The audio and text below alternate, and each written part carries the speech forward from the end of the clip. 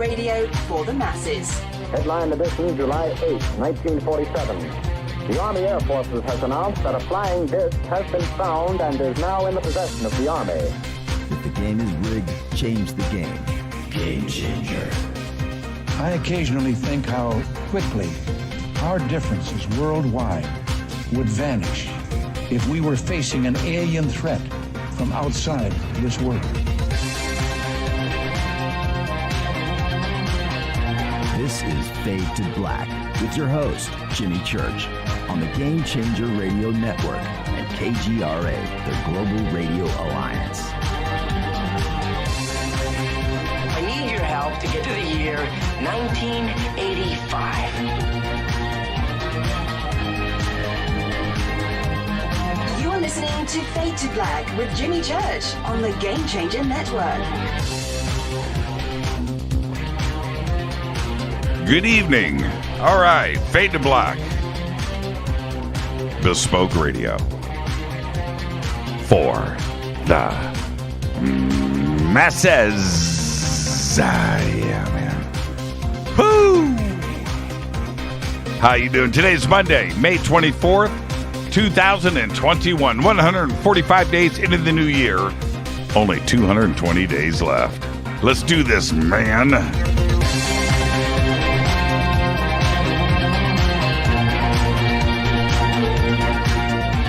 We are live from a bunker somewhere in the middle of nowhere.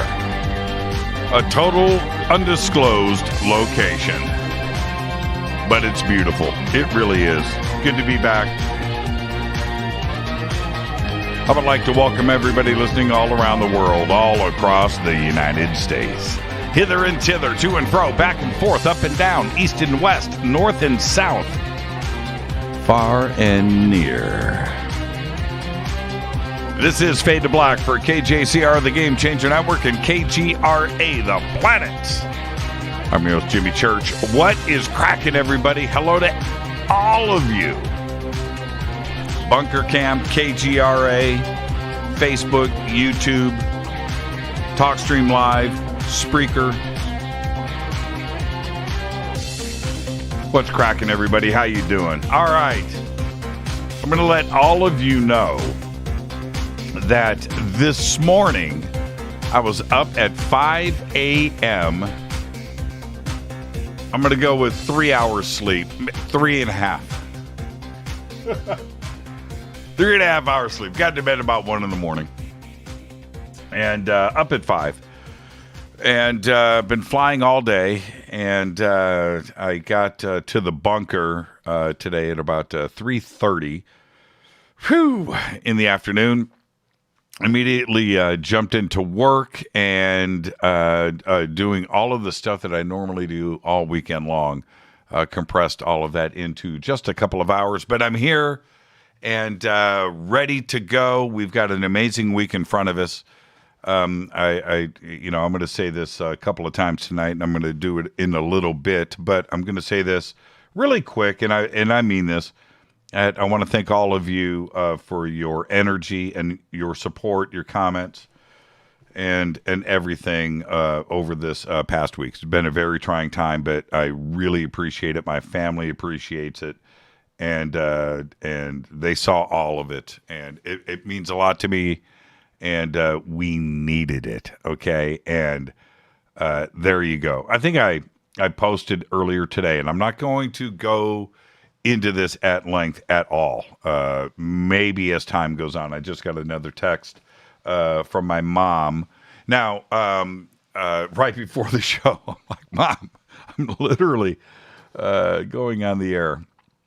I just want to let everybody know I have two moms. I have two dads. I was adopted. Okay, just so everybody understands. My real mother, Phyllis, she passed away, as everybody knows, a few years ago, about 4 years ago now.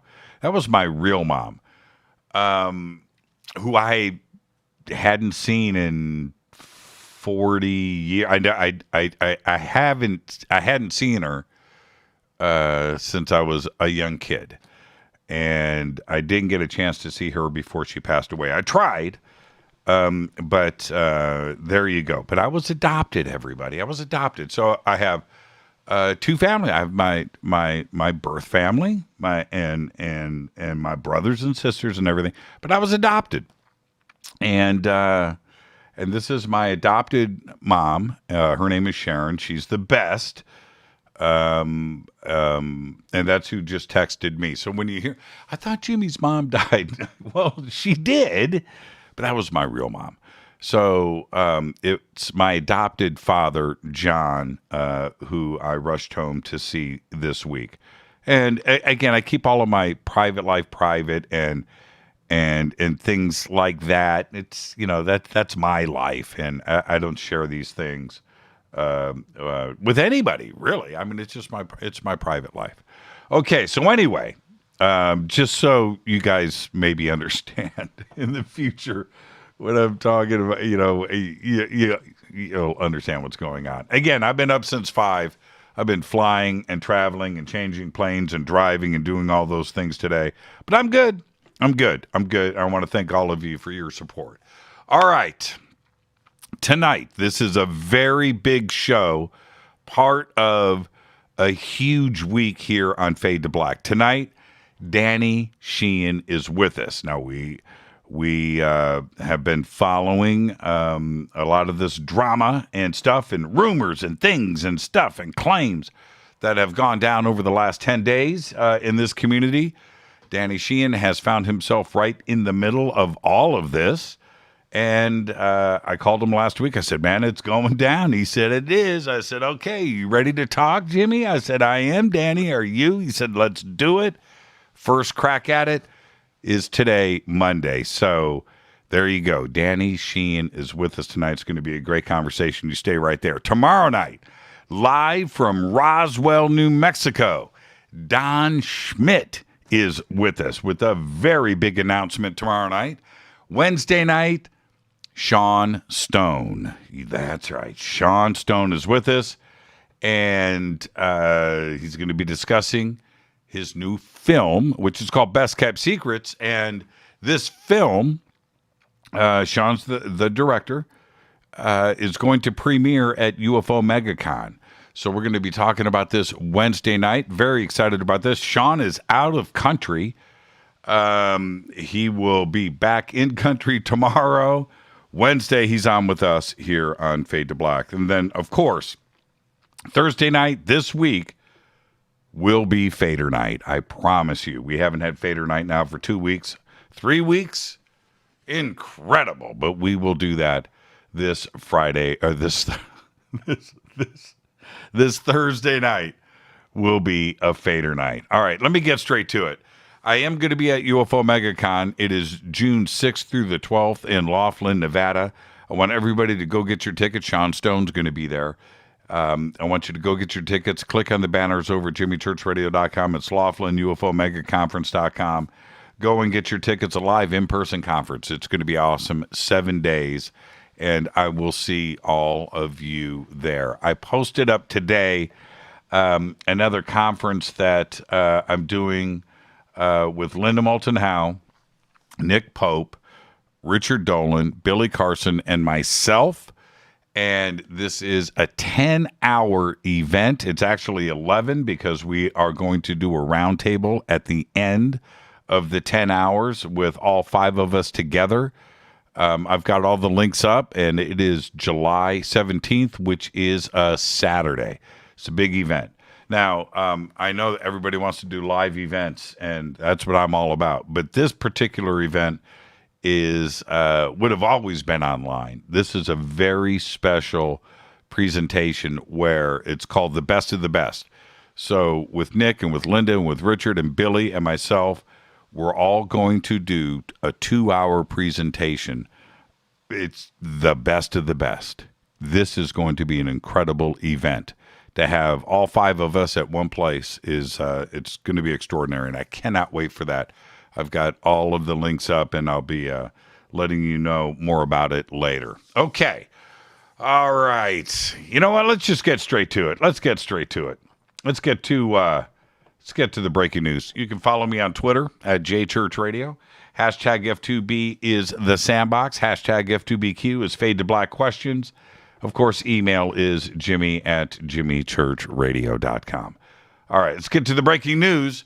This happened right before the show tonight. An aircraft operated by a contractor crashed after it took off from Nellis Air Force Base in Las Vegas, Nevada. The aircraft crashed at about 2:30 p.m. Earlier this afternoon. That's Pacific time, right before the show, near the southern edge of Nellis. Multiple federal and local first responders are currently on the scene, but no information was immediately available. Everything, the cause of the crash, the status of the pilot, who it was, potential injuries on the ground, we've got nothing. All they have told us is that the incident, quote, incident is under investigation. Oh, man, I can't wait to get more on this. A missing fisherman has been found alive after spending 17 nights in the Oregon wilderness, Oregon. His name, Harry Burley. He's from Roseburg, Oregon. Was reported missing the evening of May 7th by his wife, Stacy, after he failed to return home from a camping trip in the Tokatee area. Now, he's 69 years old, and he was originally due to arrive home the day before, according to a May 9th news release from the Douglas County Sheriff's Office. But he's back. He's safe. 17 days in the wilderness. That's crazy. That's nuts. Well, this went down all weekend, and the chatter about it, well, it was kind of heating up also over the last couple of weeks, but the prices of Bitcoin, Dogecoin, and other digital currencies have completely plunged. Right now, as of today, they've all dived over 40% in recent weeks. Investors and analysts are particularly irked by all of the cryptocurrencies that have been rising and falling with Bitcoin and Dogecoin, in part due to Elon Musk. That's what they're saying, that he's been flip-flopping, and he's been making these remarks about them, specifically on Twitter. Some crypto investors are also annoyed, to put it mildly, that a comment from Musk can move prices wildly. Tesla did not respond to requests for comment about Musk's thoughts on Bitcoin, Dogecoin, and other cryptocurrencies, but Elon hasn't been silent on Twitter. And for the time being, now he sounds bullish. Now, much of the crypto community is pleading with Elon right now to stop tweeting. I'm not making this up. It's absolutely incredible. Now, he's got a big base, but he's also smart. And he's got a lot of people that do what he says. They trust, they believe, right? He says Dogecoin, they go and jump in, right? He says Bitcoin, they go and jump in. And now a lot of Elon's followers have lost a lot of money. It's crazy. Don't know if it's going to recover. It's down to $30,000. It was $64,000 like 4 weeks ago. Incredible. Well, let's see. What do I got up next? Scientists. This is crazy. Scientists have discovered the most ancient spiral galaxy ever observed. The galaxy dates back 12.4 billion years ago, and it bears a family resemblance to us, the Milky Way. It's galaxy BRI 1335-0417, a galaxy that dates back 12.4 billion years ago, at just 1.4 billion years after the Big Bang. This makes it the most ancient galaxy of its kind ever discovered. Now, researchers suggest that galaxy BRI 1335-0417 may have gotten a head start on its spiral arms due to a cosmic collision with another galaxy. It's incredible. Incredible. All of this thanks to Hubble. Let's get this show cracking. Happy birthday to today. John C. Reilly. Gotta do it. I don't even know what my favorite John C. Reilly movie is. He's so funny. He's so good. Magnolia? Maybe Magnolia? Played the cop. Bob Dylan today is 80. Priscilla Presley today is 76. Tommy Chong today is 83. And guitarist Waddy Watchell, one of my favorites. Today, Waddy is 74 years old. He never did cut that hair. He kept those locks. Our dead guy's birthday today is, moment of silence, please, for Heavy D. 1967 to 2011, died at the age of 44. Heavy D was the leader of Heavy D and the Boys. In 1989, Heavy D performed as a guest singer, and he rapped on Janet Jackson's hit single, All Right. A very, very early example of rap in a pop song. In 1992, he appeared on Michael Jackson's single, Jam, and also sang the theme songs for the television programs In Living Color and Mad TV.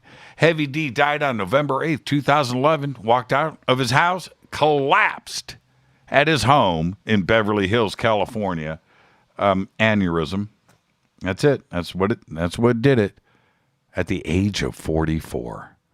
Happy birthday, Heavy D. On this day in history, OTD 1844, Samuel Morse. That's right. Morse code demonstrates the telegraph with the message, quote, "What hath God wrought?" That's right. 1844, right? Incredible. Fader fact. Okay. Got a good one today. They're all good. But not as good as this one. In 2004, the Poor Sisters of Clare, which were 8 elderly Belgian nuns, the Poor Sisters of Clare, look it up, sold their convent without permission. That's right. Without permission from the church. Nobody knew. And they sold it for $1.4 million. And they used the money to buy a castle in France, racehorses, and a bunch of luxury cars, including a Mercedes with a bar. That's right. The Poor Sisters of Clare. Oh, man. Look it up. That is one of the best Fader facts I can whip out. That's a good one. Tonight, very special guest, Danny Sheehan is here. We have the timing couldn't be better. Not only with Danny being with us tonight, but with everything that is going on right now in the UFO community. And Danny has found himself in the middle of this. And tonight, I'm just going to, I told Danny before the show, I said, Danny, we got stuff to talk. Jimmy, ask me anything. Don't hold back. And that's the way it's always been with Danny and I and every guest on this show. So that is going to go down here in about 10 minutes. Danny Sheehan is joining us. Tomorrow night live from Roswell, New Mexico, the one and only Don Schmidt is back. And then Wednesday night, Sean Stone. He's flying in on a private jet just to be on Fade to Black on Wednesday night. And we're going to talk about his new film. It is called Best Kept Secrets, and it is going to premiere at the UFO MegaCon in Laughlin, Nevada. Thursday is another Fader night with open lines all night long. All right. Let me hit this River Moon coffee. Yeah, man.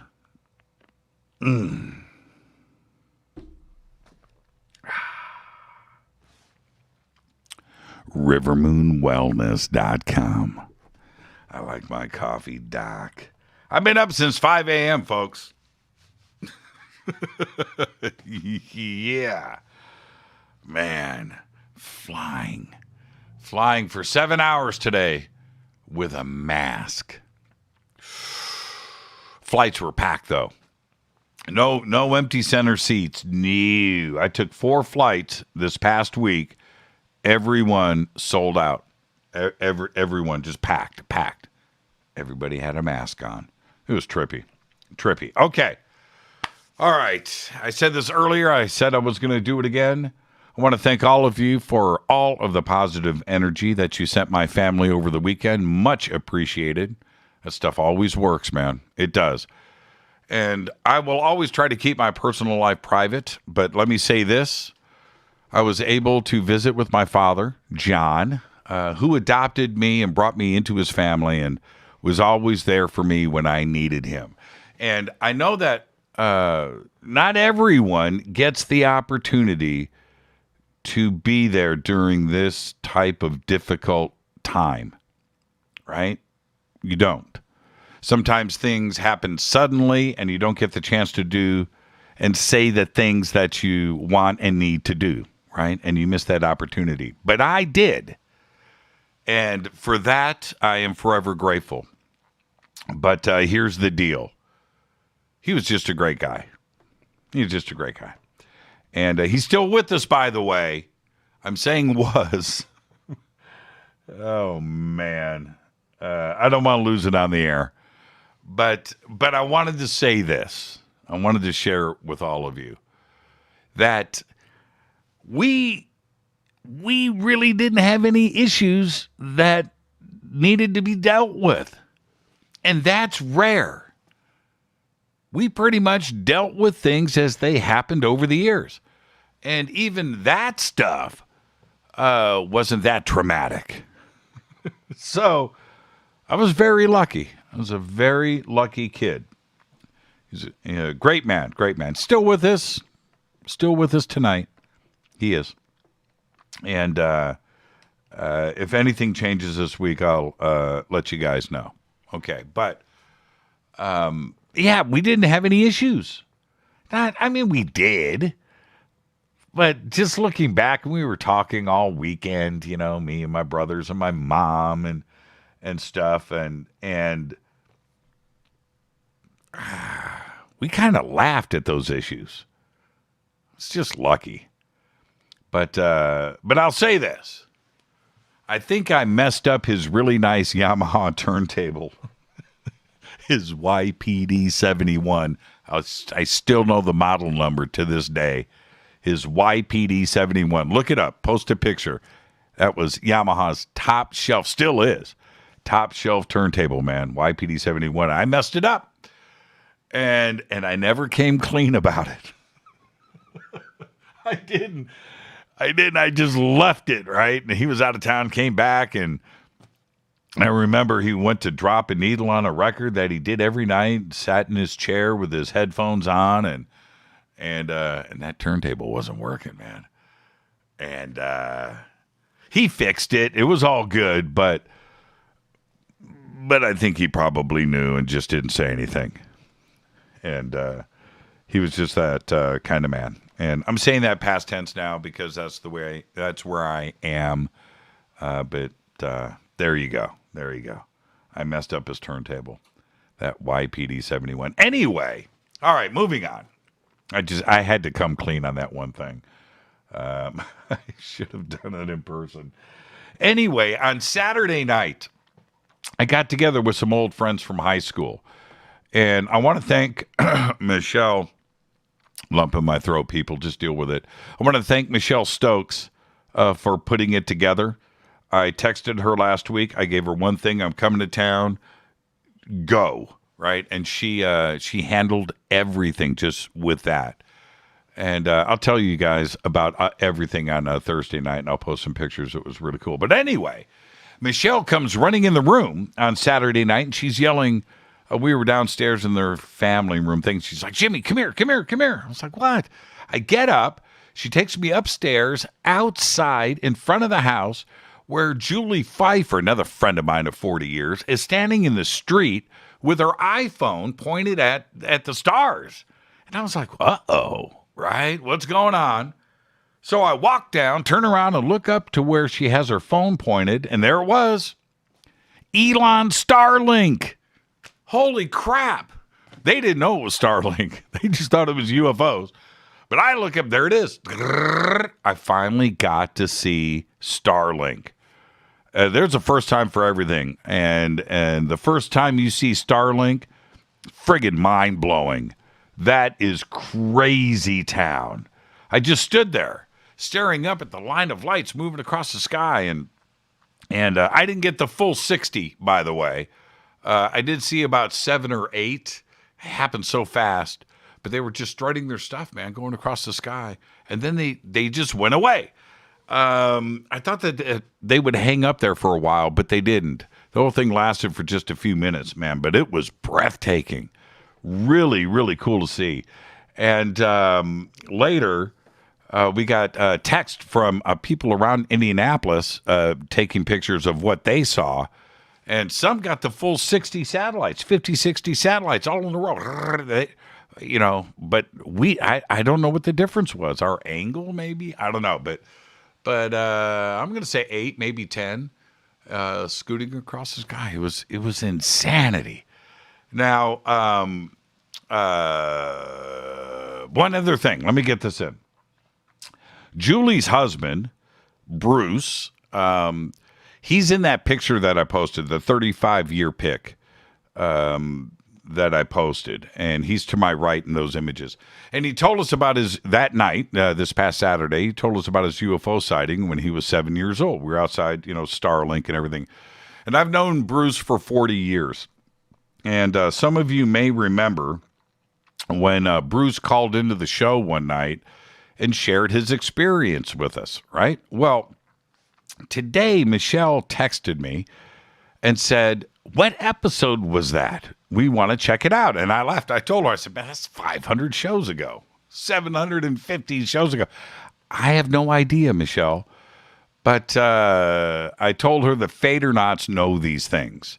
So if you remember what episode that was that Bruce Pfeiffer called in from Indianapolis to tell us about his UFO sighting right off of I-70 and Post Road when he was 7 years old, post it up in Twitter, the episode number, hit me with an email so I can let everybody back in Indianapolis know about it. Okay, now I'm gonna get out of here. Danny Sheehan is with us tonight. And tomorrow night, who do we have on with us tomorrow night? Oh, live from Roswell, Don Schmidt. And then Wednesday night, Sean Stone. Thursday night, of course. This week, I promise, we will have a Fader night. I am your host, Jimmy Church. This is Fade to Black on the Game Changer Network and KGRA, The Planet. You can follow me on Twitter at JChurchRadio. All right? All right? Is that simple enough? All right. John, if you can hear me right now, you're the best, man. I love you. Thank you for everything. You're always there for me. All right? All right. I'll be right back with tonight's guest, Danny Sheehan. Stay with me.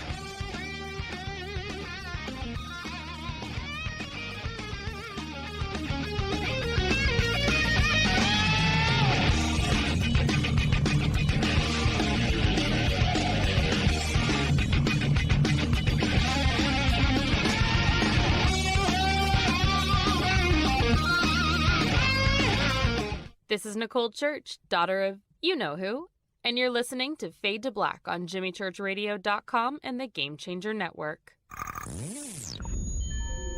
You're listening to Jimmy Church, Fade to Black. Fade to Black will now pause for alien identification. The station that talks the net. KGRA Radio.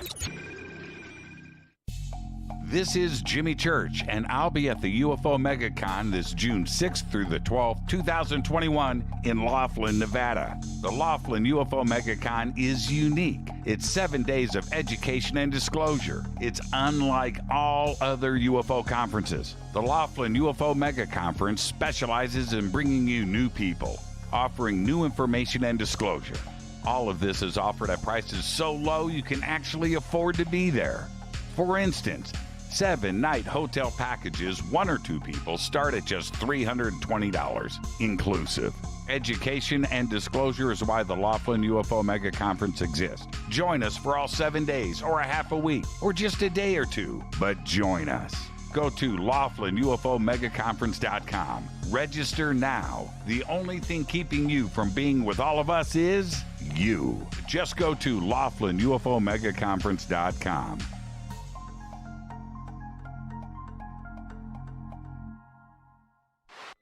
Introducing the Game Changer blend from River Moon Coffee that delivers a customized blend made specifically for the Fadernauts. If the game is rigged, change the game. It's a bolder cup with some bite. Game Changer is the coffee of choice for those that prefer an organic dark roast that is slightly lighter and milder, but it's still dark. With wild notes of pecans and chocolate with a rich, balanced, full-bodied cup that is roasted to perfection for a great coffee to start your day, as an after-dinner coffee or anywhere in between. Artisan, small batch roasted to perfection. USDA certified organic, all River Moon coffee is freshly roasted and packaged in the USA. Just go to rivermooncoffee.com or click on the banners over on our site and use the promo code F2BBLEND for 15% off of your order today. rivermooncoffee.com.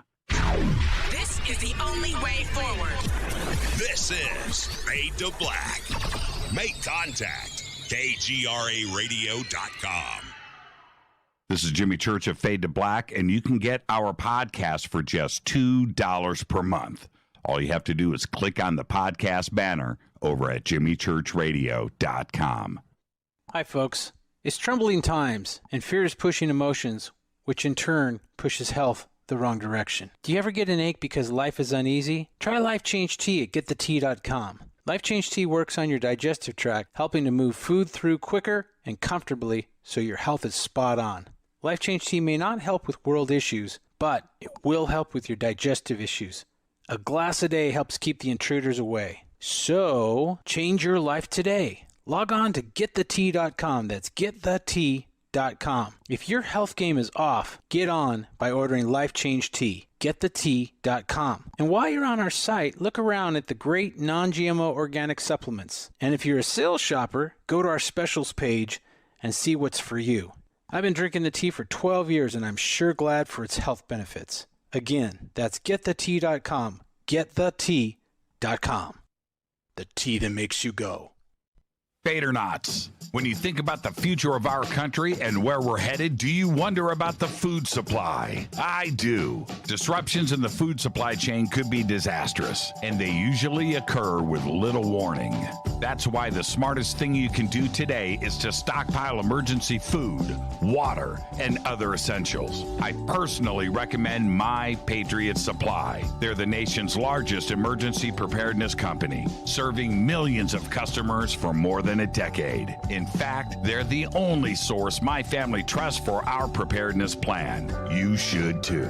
Right now, save 20% off a full 4-week supply of delicious meals that provide 2,000 calories a day. Saving 20% helps too, doesn't it? Especially now. So go to preparewithjimmy.com and get ready. That's preparewithjimmy.com. There's no time to lose. Do it now. 9 out of 10 geneticists agree. Fade to Black is not your father's radio show on the Game Changer Radio Network and KGRA, the planet. Hi, this is Rob Reiner from Anvil, and you're listening to JimmyChurchRadio.com. What's up? I'm Chris. What up? This is Kyle Massey, and you're listening to Jimmy Church Radio.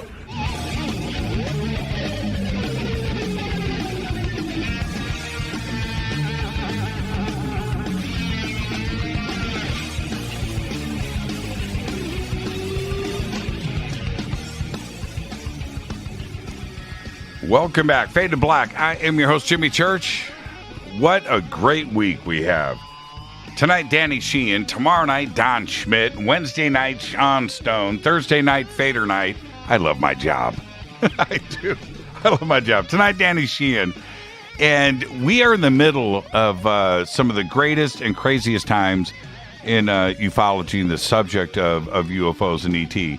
And tonight, Danny joins us to discuss all of the drama right now that is going down around us. And what's going on with the DOD and UAPs, right? Who's representing who? What's going on? Who is speaking for the Department of Defense? How are they looking at us? How is Danny approaching all of this? Well, I consider Danny to be as close as any, what we could call an insider, and what an insider could be right now with all of this unfolding breaking news and the rumors and what is really going on right now in the world of ufology. Of course, JD, attorney, graduate of Harvard Law School, former director of the Christic Institute, and is a professor of world politics at the University of California. And I could take the next segment and read everything that Dan has accomplished in his life. I have teased him many times that he did more before the age of 25 than I will do in my entire life. And I want to welcome back to Fade to Black, the one and only Danny Sheehan. Danny, good evening, my man. How you doing? I'm terrific. Great, Jimmy. It's great to be here. You know, over the years, I'm going to start off with this, Danny. We have had nothing but the best and open conversations, both on and off the air. And I have always, how do I say this? I've looked to you for advice. I have called you on the phone and needed legal advice. It had nothing to do with UFOs. Have I not? That's right. That is right. That's the way that I look at you and respect you. But did you ever, looking back and going back to, 69, 70, 71, 72, that we would be at this point in the world of ET and UFOs and contact like we are right now with the politics in Washington and the community and sightings and did you ever see this day coming? Well, I knew that in my lifetime we were going to be coming to this point where more likely than not the intelligence that is behind the actual extraterrestrial UFOs were almost certainly going to be engaging in the type of activities that they've been engaged in over many decades. And with the onset of better cameras, the cell phones, the new cameras that are in cell phones, and everybody having a cell phone, that the videos and photographs of the actual UFO vehicles was going to become vastly more prominent. Now, what I didn't know is that the UFO phenomena was going to start manifesting itself in such dramatic forms, both on our East Coast, off Virginia, and off our West Coast, off Baja, south of San Diego. Mm-hmm. There we have multiple appearances of unidentified flying objects daily, and we find them now appearing more and more often in the area where there are U.S. military aircraft, seacraft, etc., where they are aware of the fact that they're going to be picked up on radar, they're going to be videoed, they're going to be seen by official U.S. government people, and that's what they've been doing quite clearly. But that's been since 2004. This has been going on for some time now. The position that the United States Defense Department has taken with regard to them is different now. It's categorically different, and I do believe that it was stimulated by the release of the 3 videos that we all know what we're talking about. Right. They're the videos that were reported first in the online version of the New York Times on December 16th of 2017, and then on the front page of the New York Times on December 17th of 2017. Let me jump in. This is where I want to ask you, because of the New York Times being involved in this, you as an attorney have represented and represent, I should say, too, as well, many different clients over the years.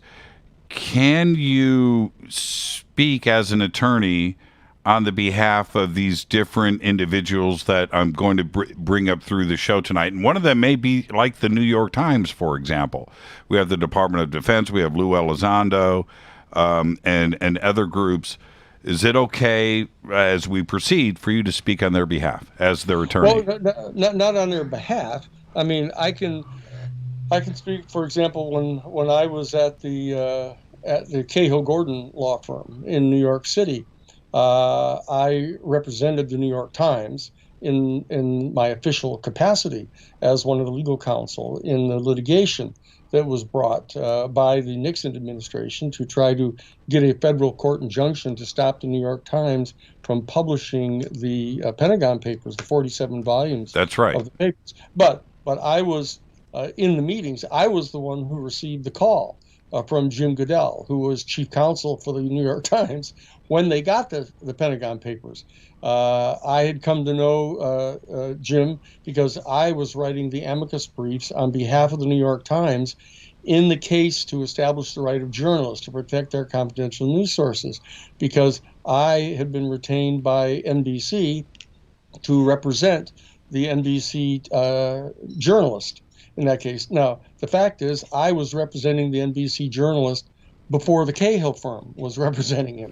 And my point being that you understand the inner workings and the politics and the legal stuff and editorial legal decisions that fall with the New York Times.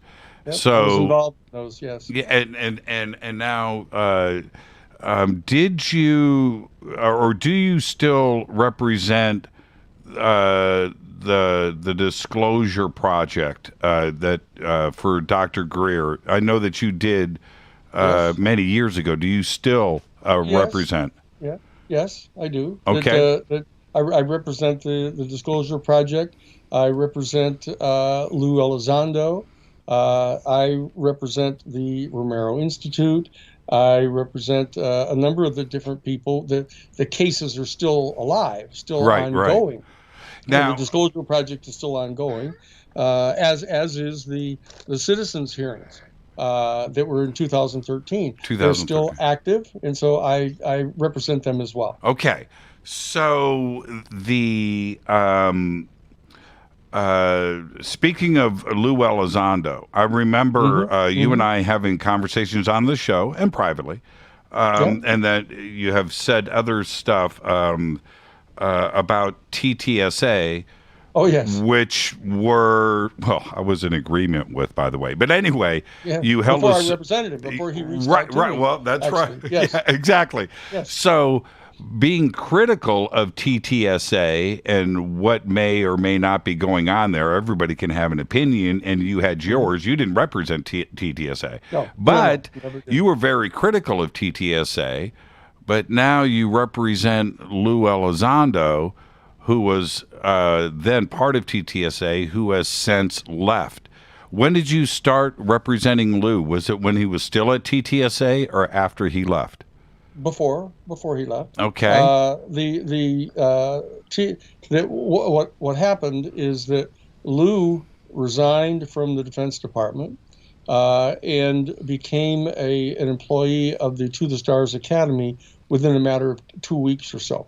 And a number of public statements were being made by the people from the To the Stars Academy, and I believed, I formed the opinion that the To the Stars Academy as an organization was engaged in a process pursuant to which they were attempting to generate the image of the UFO phenomenon as being a threat to the national security of the United States, and that they were saying things that were critical of the Defense Department, saying that the Defense Department was basically being negligent in that the UFO phenomenon was intruding upon our airspace.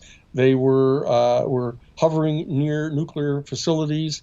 They were hovering near nuclear missile facilities and nuclear aircraft carriers, and that they were very clearly some of the people that were there were very clearly indicating that they viewed the UFO phenomenon as technically a threat to the national security of the United States.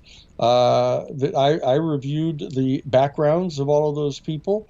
I had not met any of them, but I said, look, based upon my 50 years of experience in dealing with people from the national security state, from the Central Intelligence Agency, from NSA and others, and I'd had direct contact with people from all of those agencies, that it was my opinion that they were functioning as an agent of the Defense Intelligence Agency, that they were engaged in a process of attempting to flog the narrative that the UFO phenomena were a threat to the national security of the United States. Now, I hasten to point out that from the perspective of someone who was inside the national security state bureaucracy of our nation state, that was exactly how they perceive almost everything.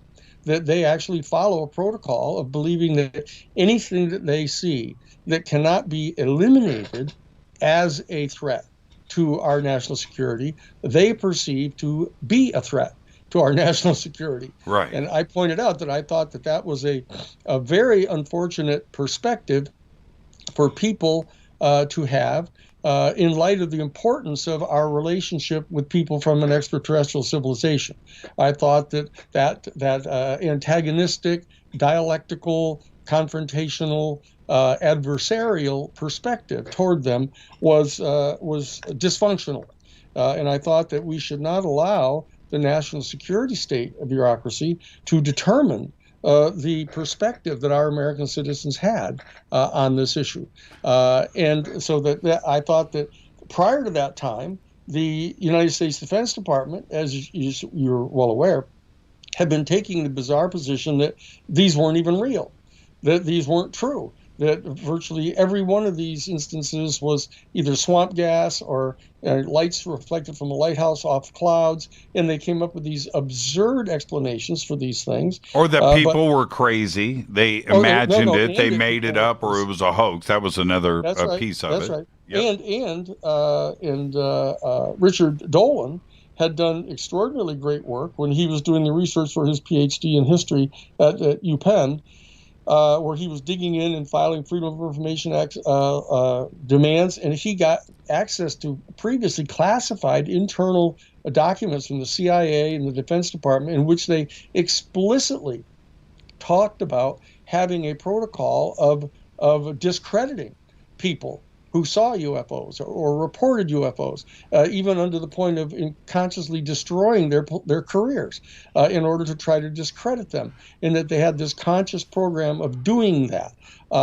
And so that prior to the beginning of the To the Stars Academy, the Defense Department had this almost uniform position of asserting to the public that these were not real, and that anybody who reported them was mentally ill, that had some sort of psychosis, or was just in error, and so that it was clear that the beginning of the To the Stars Academy was a different type of position that was being taken. Now, was this something as Lou's attorney that you expressed to him too as well, the urgency in this kind of matter? Well, when what happened is that I had been interviewed any number of times about what my opinion was about the To the Stars Academy and what they were doing, and I said just exactly what I'm saying here, is that I viewed that as being a new phase of the intelligence community coming forward, and instead of denying their existence, acknowledging their existence and acknowledging that they were real, but asserting that they were a threat to the national security, and that I thought that was an unfortunate change in position. That I thought it was a bad position to be lying and denying them to begin with. I thought it was also a bad idea to be trying to represent them as a threat to national security. But as I said, I hastened to point out that from their perspective, inside the national security bureaucracy, they were clearly going to perceive these as a threat to national security. I mean, when you have a UFO, for example, up at Monstrom, Malmstrom up in Montana. Yeah. They come across, they come over the security fences at a Minuteman nuclear missile site, and they shut off, all dozen of the independently wired Minutemen and make them no-goes. I mean, they're dysfunctional at that point. From the narrow perspective of the national security state, they view this as a threat to the national security of the United States. Even though, I mean, if you drop back just a step and say, wait a second, here are nuclear warheaded missiles primed and ready to be fueled, to be launched within minutes to wipe out tens of thousands of non-combatant civilians, which is completely contrary to the just war theory. And I, at Jesuit headquarters, when I was chief counsel for the Jesuit National Headquarters, National Office of Social Ministry, we had actually taken a position, which we got the U.S. Catholic Conference of Bishops to take, and the Board of Homeland Ministries of the United Methodist Church, that it was a mortal sin. It was a mortal sin to possess nuclear weapons for the purpose of destroying non-combatant civilians. It was absolutely clear that it was. And so the United States, having these missiles poised, ready to go to destroy other human beings like this, for someone to come and demonstrate that they could shut those off. It's not a threat.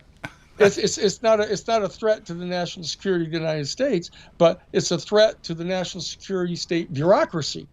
So are you suggesting, and many have, that TTSA was then a vehicle for these agencies in the Department of Defense to project this message, the threat message? Yeah, I said that it was clear that there was this peculiar ambiguity about their message to start with. They would say, for example, that clearly these items are coming into near our warships and near our fighter planes and near our nuclear weapons sites and entering our, quote, airspace without authority was perceived by them to be a threat to the national security of the United States, and that but the Defense Department was not taking that position. They were taking the position that they didn't exist. They were taking the position that there was no such threat. And the fact of the matter is, the entire infrastructure of the military in the United States was not conducting itself as though they thought this was a threat to the national security of the United States. So there was this bizarre ambiguity about the Defense Department's position. But when the To the Stars Academy came out and started asserting, that these are real, that these are real vehicles, and then they would say things like, okay, and we're confident they're not from Russia, and we're confident they're not from China, and we're confident they're not ours. And then so people would say to them, well, what are you saying? What do you say? And they're saying, oh, no, we're not saying anything else. But they would say things cryptically like, but it raises the question, are we alone? And they would quote the classic out of the X-Files, like, we're not alone. And all the implications were that they were talking about an extraterrestrial presence. And they kept doing this over and over and over again. And yet, when they were confronted on it and say, are you saying that you believe these are extraterrestrial vehicles? And they would say, well, it's very hard to offer any other explanation for it. But they wouldn't say, yeah, that's what we're saying. So I was critical of that particular tactic. I thought that this was not a good way to start telling the American people that UFOs were real or that there were extraterrestrial civilizations. But I was expecting to sooner or later have someone from the To the Stars Academy contact me and talk with me. And that happened. It did happen. Lou called me. Lou called you. And would can you comment on, was this part of Lou's mindset as well? I'm sure there was a lot of reasons why he chose to leave To the Stars when he did, but was this part of it, that the message was not something that he was comfortable with? Well, he said to me to begin with, our initial conversations were, look, the people inside the Defense Department are lying about me. They're lying about me being the head of ATIP, right. the Advanced Aerospace Threat Identification. They're lying about its even existence. They're denying that it ever existed. He said, this is outrageous. They're lying to the American people. They're lying about me. They're basically publicly calling me a liar. Right. And I want to do something about that, to stop the Defense Department from saying things like that. Now, what do we do? This is a strange. We've got 3 minutes. We can pick up after the break, though, Danny. Sure. This puts us in a strange position where there is a big chunk of new UFO fans, right? That have, that are happy that the Department of the Defense and the Navy are suddenly our friends of the UFO community, right? But yet we're having these statements that are contradictory, right? Yes. So are they telling the truth about Lou? Are they not telling the truth about Lou? Are they telling the truth about the U.S. Navy videos? Or is that a bunch of disinformation and BS too? We've got decisions to make about the messages coming out of the Pentagon. That's right. That's right. We have questions about the messages coming out of the Pentagon, and we have questions about what the messages are coming out of the To the Stars Academy. Mm-hmm. But when Lou contacted me originally, what he was saying is, look, some people inside the Pentagon are issuing official statements on behalf of the Pentagon, lying, saying there was no advanced aerospace threat identification project. It's a lie. There was Lou Elizondo never had anything to do with any such program. They started disparaging his military career, and he was upset. And he said, look, I know that you've represented the New York Times in the Pentagon Papers case. I knew you represented the Silkwood family. He said, I knew that you represented Dr. John Mack at his confrontation at Harvard. I know that you're the one that went after the off-the-shelf enterprise of Lieutenant Colonel North and Richard Secord and everybody. He said, you're the kind of guy that I think I would like to have working with me to get the Defense Department to tell the truth. And so I said to him, well, how much of the truth do you want them to tell? I know you're my first phone call, Danny. You're my first phone call. But this is I've got 15 seconds. This is also a dangerous zone. That is an honest question you want to have to ask Luke. Yeah, that's how right. far do you want to take this, man? I can take it as far as you want. Are you ready? Because it is go time. Let's take our break right here, Danny. Let's get this in. This is Fade to Black. Our guest tonight, Danny Sheehan. We've got a lot to discuss tonight. This is Fade to Black. I'm your host, Jimmy Church. You can follow me on Twitter at JChurchRadio. We've got Danny's Twitter up in Twitter. And, of course, his website is danielpsheehan.com. I'll be right back. This is Fade to Black. Stay with us.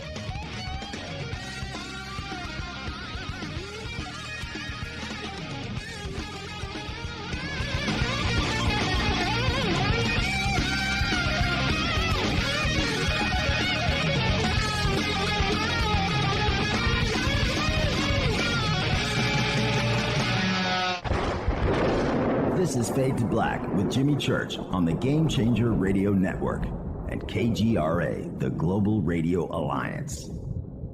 This is KGRA Digital Broadcasting Station, Salt Lake City, Utah, Van Buren, Arkansas. This is Billy Carson with ForbiddenKnowledge.tv. Forbidden Knowledge TV has just reached its 1-year anniversary. That's right, 1 year. And as a show of appreciation, we are giving all new subscribers a free 30-day trial of ForbiddenKnowledge.tv. That's 30 days to binge watch thousands of movies, documentaries, conferences, workshops, lectures, yoga classes, meditation courses, and so much more. So log on to ForbiddenKnowledge.tv from your computer or mobile device, or get the Forbidden Knowledge TV app on Apple TV, Roku, Amazon, iTunes, or Google Play today, and use coupon code 30daysfree. That's coupon code 30 days free on ForbiddenKnowledge.tv today. Listen, I know, and you know, that you've always wanted your first crystal skull. Or maybe you're a collector just like me, but you just don't know where to go to find the real thing. Then I met Carolyn Ford over at EinsteinTheCrystalSkull.com. Carolyn is the guardian of Einstein, one of the most respected ancient crystal skulls in the world. All of her unique skulls have been imprinted sitting with Einstein in his sacred lodge and are carved from the finest gemstone and materials. Imprinting is the process of receiving the ancient wisdom from the master skull or master computer. Einstein, the ancient crystal skull. To see Carolyn's current collection of crystal skulls, just visit her store at EinsteinTheCrystalSkull.com or click on the banner over on our site. Don't forget to use the promo code Jimmy at checkout to receive 10% off of your order today. That's promo code Jimmy. Finding your first or next crystal skull is easy. Just visit EinsteinTheCrystalSkull.com. When you take the beans from Central America with dashes of Indonesian and African mixed in and then roast it to the dark side of fade to black, you create the ultimate brew of fringe. Introducing the Fade to Black blend from Rivermoon Coffee. Yes, Rivermoon's darkest customized roast was created for the love of Fade to Black. The alchemy of masterful roasting and smoking the beans is in every sip of this full-bodied, dark Java. I need my coffee dark, deep, with distinct bittersweet chocolate highlights, just like the bunker. Leaning further into the darkness of the roast is Fade to Black blend from Rivermoon Coffee. Just click on the banner at jimmychurchradio.com and use the promo code F2BBLEND for 15% off of your order today. Hello, I'm Katie, and you're listening to my main man, Jimmy Church, on jimmychurchradio.com. Hi, this is Ray Hobbs here, repping the planet, and you're listening to my good friend, Jimmy Church, Fade to Black, on the Game Changer Network and the KGRA Digital Broadcast Station. This is Toby Kebbell. You're listening to JimmyChurchRadio.com. Don't hurt me, Jimmy. I'm only little. Hey, I'm Adrian Grenier. And this is Ari Gold. We're the Honey Brothers. Yes. We are of the Honey Brothers. Hey, I'm Adrian Grenier. And I'm Ari Gold. We're the Honey Brothers. And you're listening to Jimmy Church. The Revolution. This is Jimmy Church of Fade to Black, and you can become an official Fadernaut by just going to our membership section at jimmychurchradio.com. Hello, this is Serena Wright Taylor from Conscious Life Expo, and you're listening to Fade to Black with Jimmy Church, who holds the Lucky Pony record for the best astrological chart since 1963. True story. This is Micah Hanks of the Gralien Report, and you're listening to Jimmy Church on Fade to Black, across the globe on the Game Changer Radio Network and the one and only KGRA Radio, The Planet.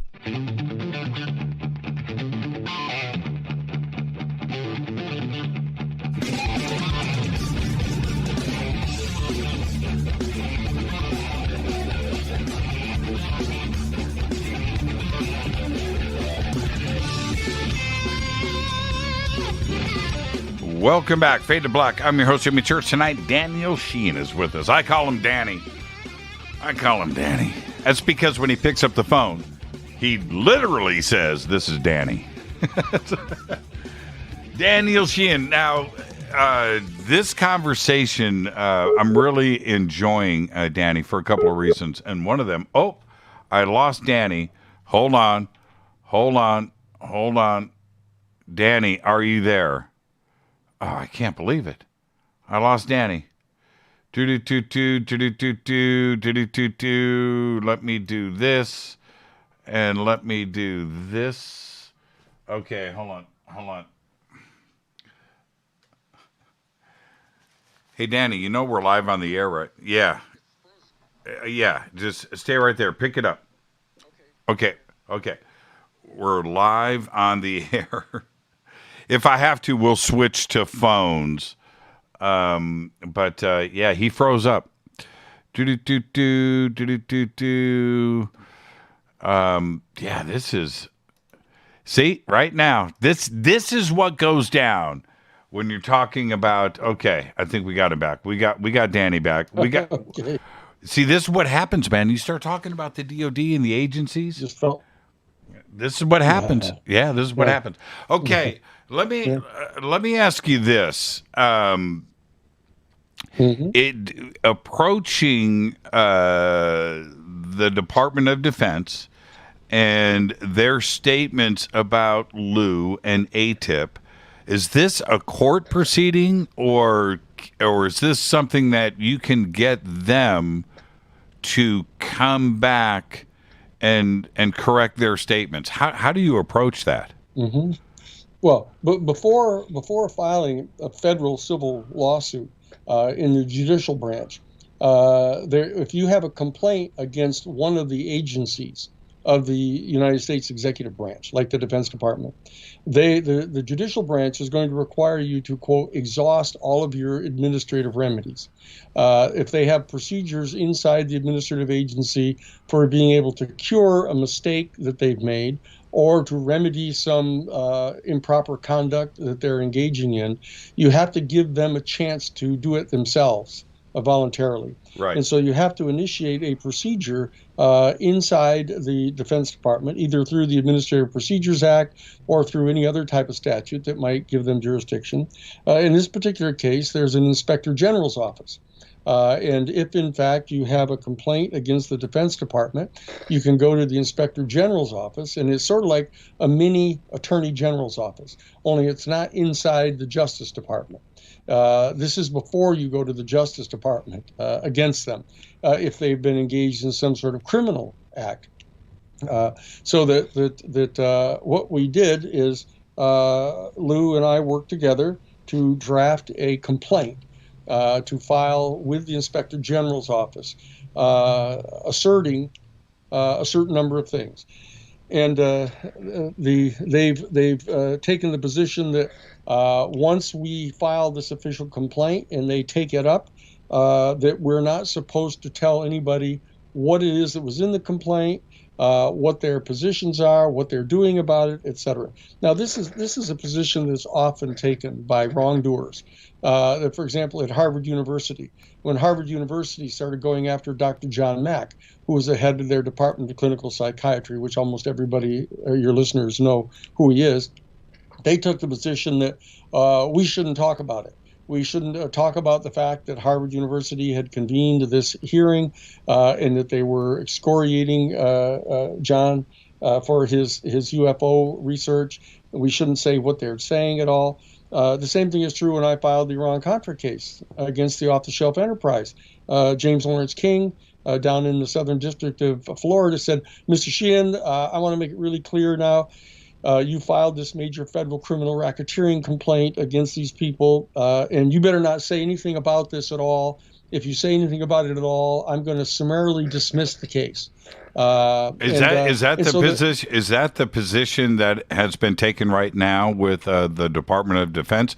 You've started the procedure. I don't want to know what's in the complaint because okay. All right. Well, because then they will say that you disclosed what was in. But actually, you do want to know what's in the complaint. Of course, I do. Just like everybody would want to know what's in the complaint, and that's why what I said to them, I said, "Look, are you telling Lou that he's not allowed to talk about the complaint that he has against the Defense Department? He's been telling everybody that he's upset at the Defense Department, that the Defense Department is lying, that they're falsely asserting that there's no such thing as the Advanced Aerospace Threat Identification Project.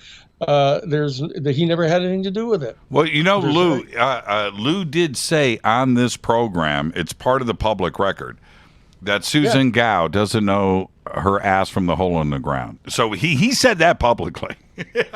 Obviously his position is clear.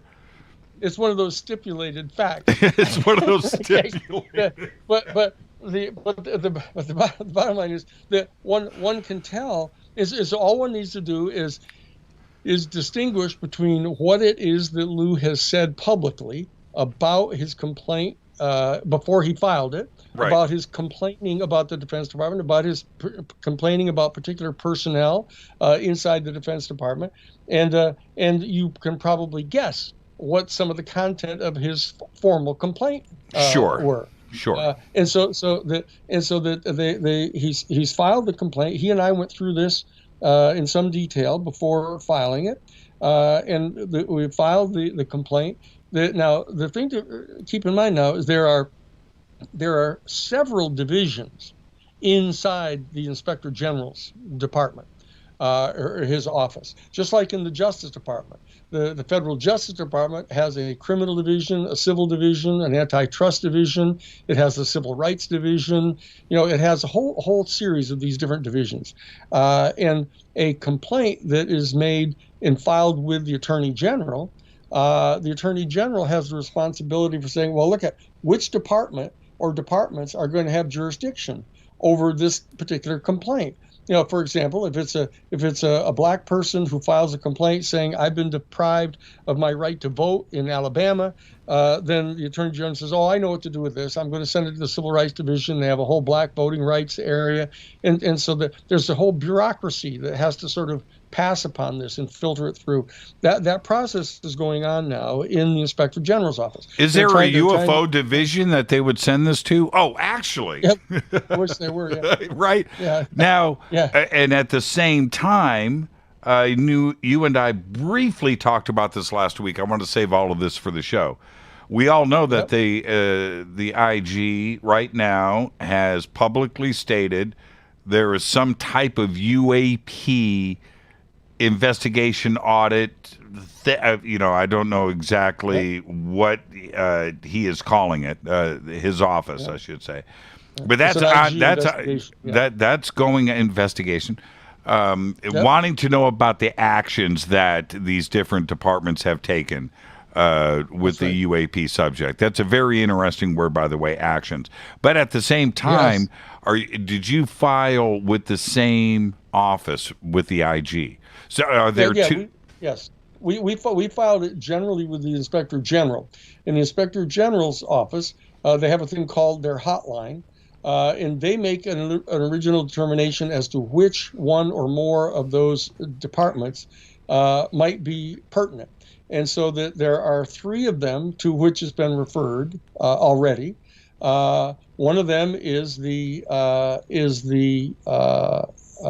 whistleblower retaliation department. Right. The other one is space, missiles, and nuclear division. And there's another one, a retaliation division. And then there is a fourth investigation going on, which is this general investigation to determine basically what protocols have actually been established inside the Defense Department for investigating the UFO phenomenon, what type of protocols have been established about declaring differing aspects of the investigations to be classified or not classified. And so that whole effort that we're engaged in right now, Lou and I, are to find out what the lay of the land is in there. Why is it? How is it conceivable that the Secretary of Defense, for example, would not be briefed in on whatever it was they were doing with regard to investigating UFOs? How could that be true? How could the Chief of Staff of the United States Air Force not be briefed in on what it is they're doing about the UFO phenomenon? Now, How could that be possible? and Danny, this is what I find interesting. So the IG's got that investigation going on. Certainly Lou's name is going to be part of their investigation no matter what road they go down. And then you filed a separate complaint for Lou about these issues, and the IG is going to be looking at both of these at the same time and seeing the correlation. Where does Susan Gao and the Pentagon fall in between, with saying Lou had nothing to do with anything, but these two investigations are going to be going on where Lou's name is going to be all over both of them? Well, that's a matter of their own bureaucratic internal protocols. Right. And so that I'm going to be candid with them. I meet with the Inspector General along with Lou on the 15th of June coming up in Washington. And we're going to be sitting down and talking with them and saying, look at, how many different departments have you filed portions of this complaint with? So that we'll know how to arrange our schedule, how many of them we're going to have to meet with in person, what are the areas of jurisdiction that each of you have respectively, so that we can direct information to you or to that department that is pertinent to it. So that, now, as people probably guess, that when you're dealing with the Defense Department, it's usually a one-way street.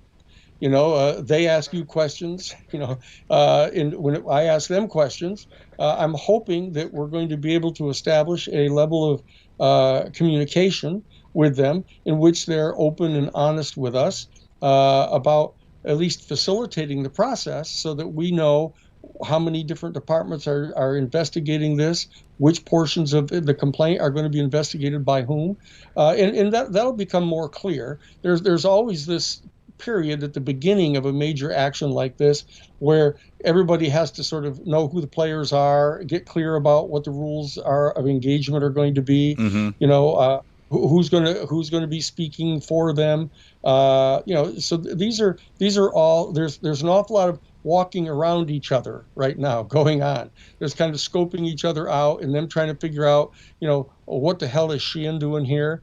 How is it that Lou Elizondo has retained Danny Sheehan, legal counsel for the Disclosure Project, as his lawyer? That's right, Danny. Let's be very blunt. They know that if you are going to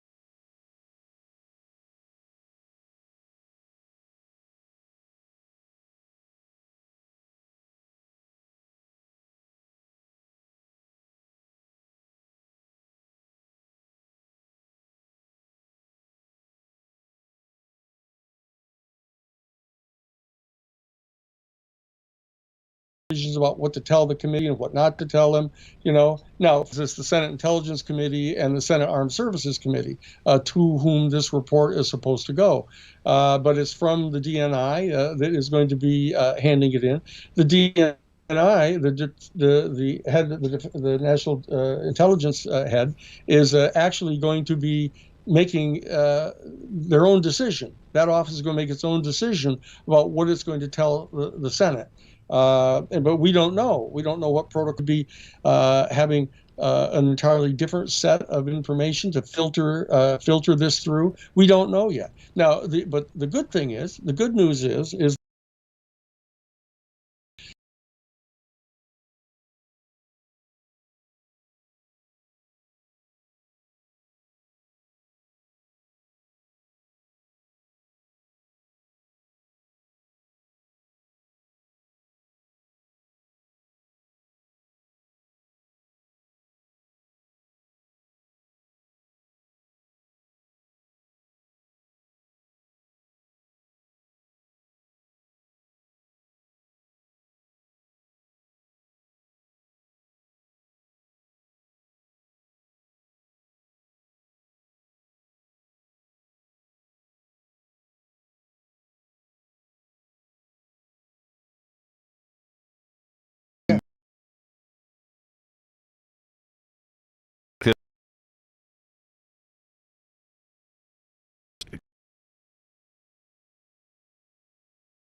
bit.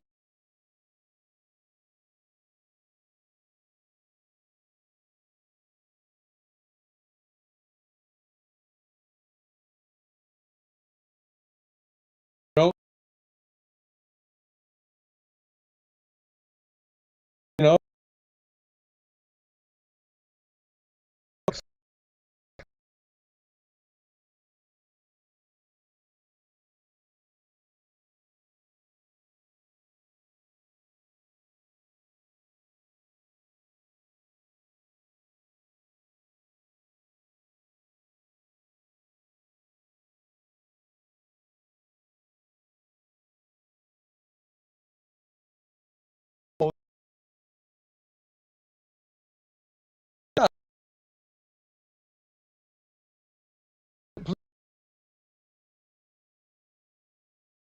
That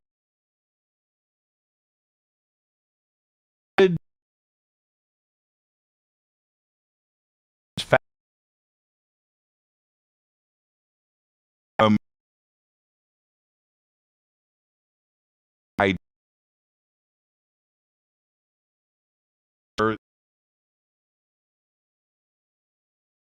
in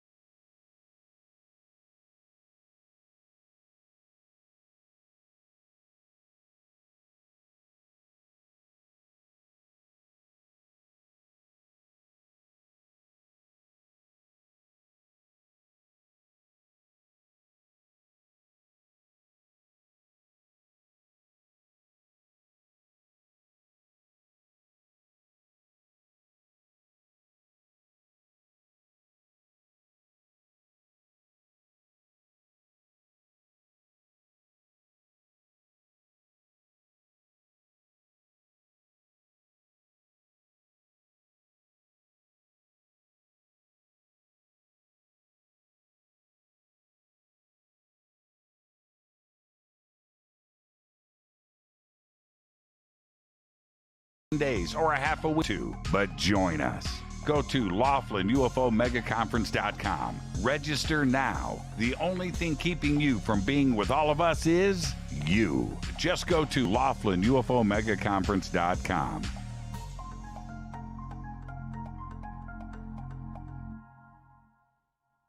Fade or not, When you think about the future of our country and where we're headed, do you wonder about the food supply? I do. Disruptions in the food supply chain could be disastrous, and they usually occur with little warning.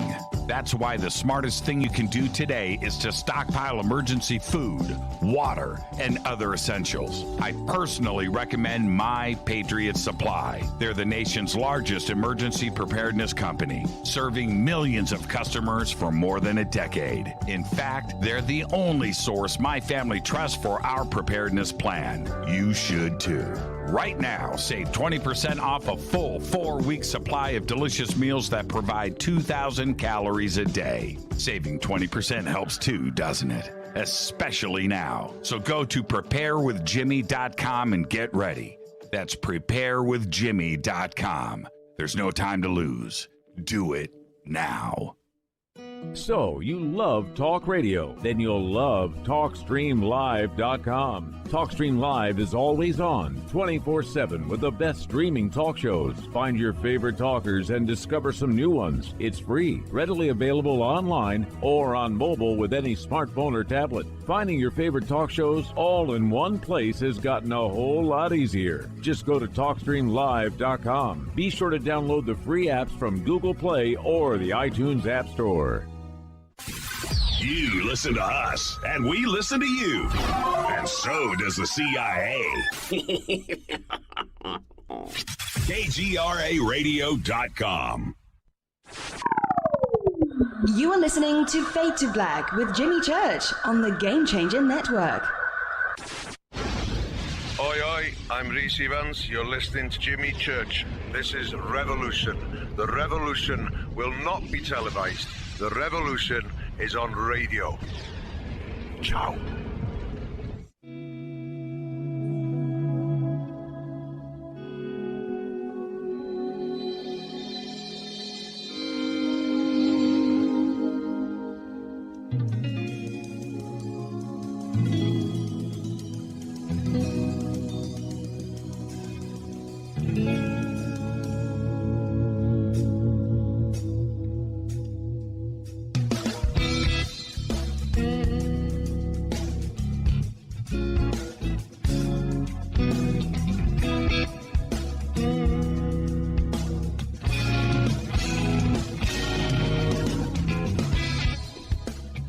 Welcome back, Fade to Black. I'm your host, Jimmy Church. Tonight, Danny Sheehan. We'll get to Danny in just a second. I want to talk to you about Virtual Shield, Virtual Shield VPN. It is the only VPN for you. It is the best, the only VPN that I use here in all of my studios and all of my computers. Virtual Shield. Complete privacy, complete anonymity. That's exactly what you need, especially today. Your location, your browsing history, all of that. You need to get Virtual Shield. And it's all simple to do. Click on the link in the video description box below. It'll take you straight there. 50% off of Virtual Shield VPN today, right now. You can also go to virtualshield.com/fade to black, Virtual Shield VPN. And our guest tonight, Danny Sheehan. Now, Danny, I almost need to make a general statement, which is this. I have a lot of relationships out there. So do you. And these next questions, involve, relationships that I have ongoing out there. And when I saw some of these statements that were coming in from the UFO community with questions about what was being said, I needed to ask you directly about we need to put this stuff to bed. And one of them was a statement from, I believe, I'm going to have to paraphrase here, from Dr. Greer, that Lou Elizondo said to somebody, and I believe that somebody was you, that he had seen a crash disc or a flying saucer in person. And then that was repeated. Now, were these statements made, or was it a misunderstanding of the statements? Can you clarify all of this?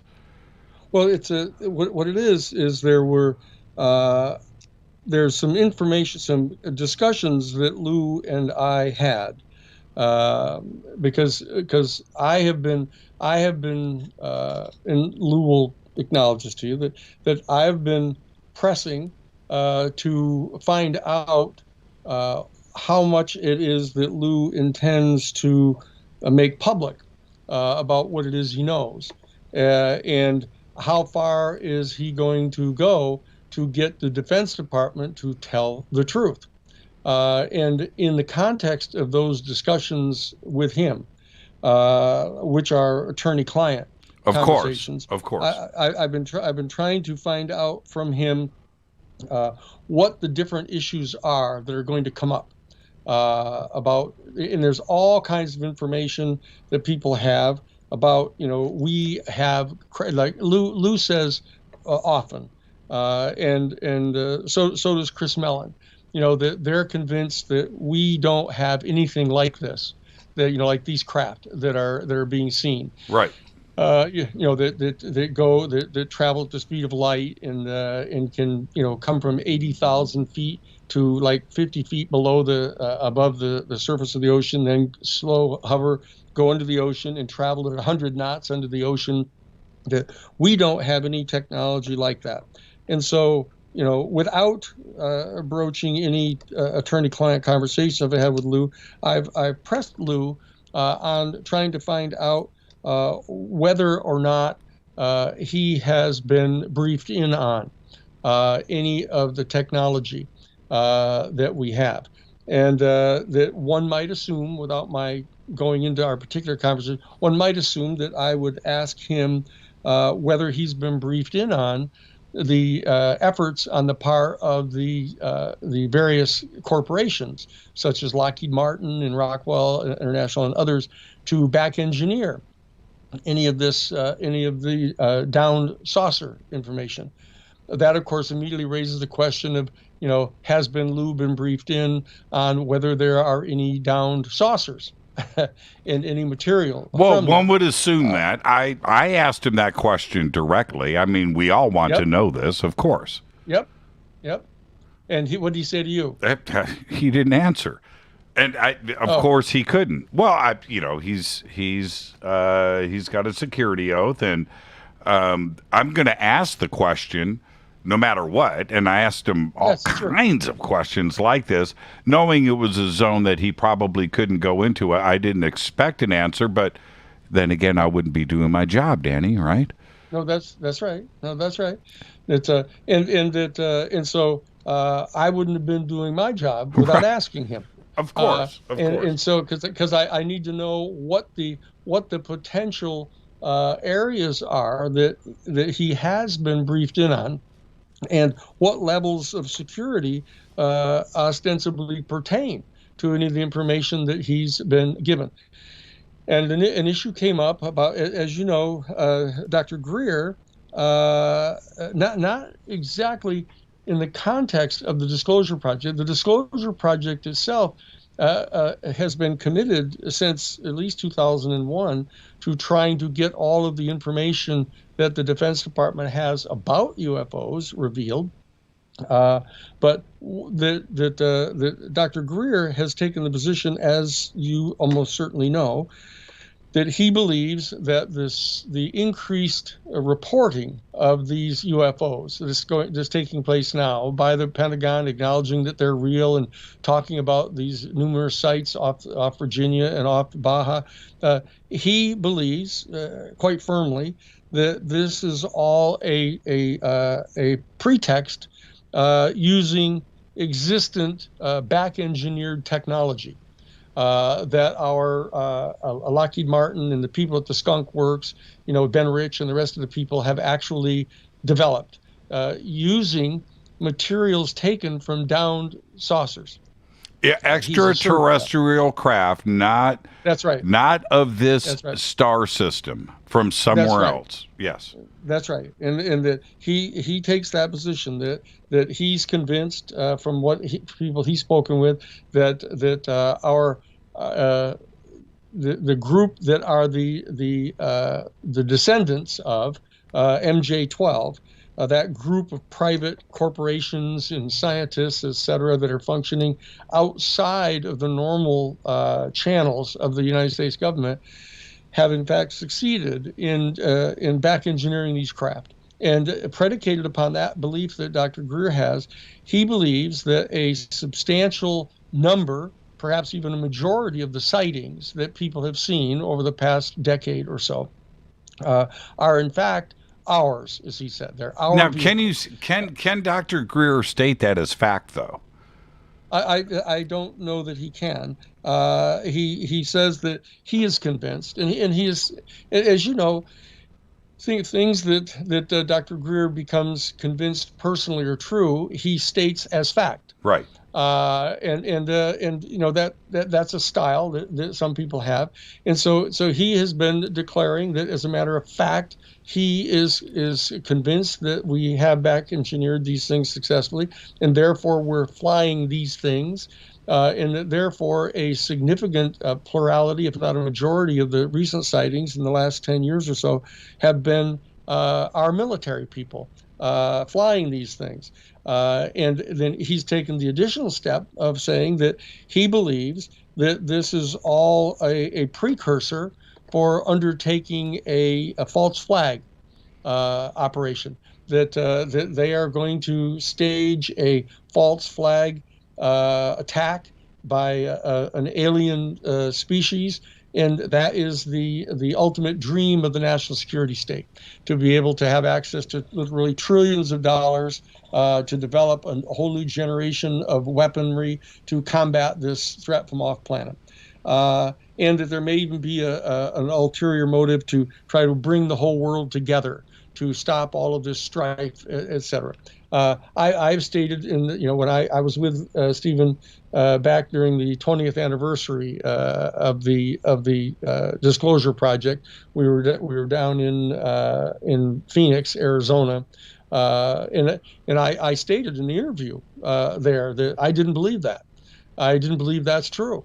I am not convinced. Wasn't briefed in on. Right. I wasn't briefed in on exactly what the technology is that we may have really developed, but since that time I have been, and it's clear that the experts that I have talked with have made it clear to me that some of the types of sightings that have occurred in the last 10 years or so, there are actual craft that are being developed at S4 by Ben Rich and the people in the Skunk Works that are so similar to those types of craft that they could easily have been that type of craft. Now that's not the superluminal vehicles that travel at the speed of light and are anti-gravity vehicles and driven by electrogravitation. No, those would be physical craft. Yes. Yes, yeah. I got and you. So what I'm saying is in Dr. Greer, when I was there for the 20th anniversary ceremony, was waxing eloquent about his conviction about both the existence of these back engineered craft and the coming hoax of an alien invasion, which it was going to be a false flag operation.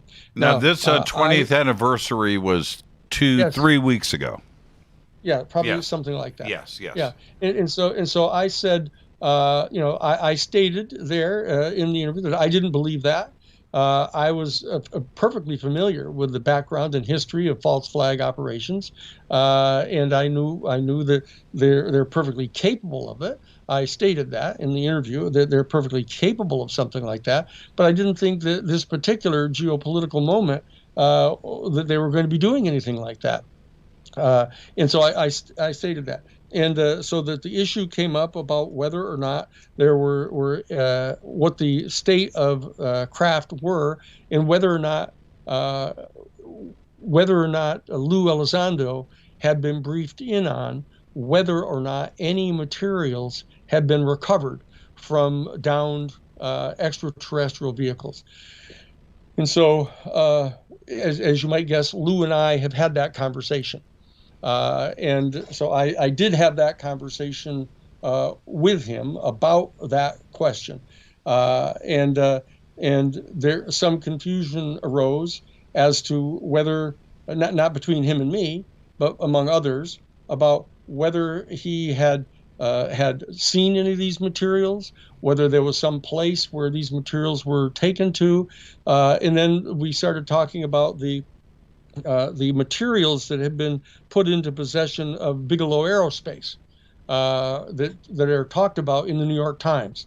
That there are actually some exotic materials, and Hal Puthoff has actually described some of these materials.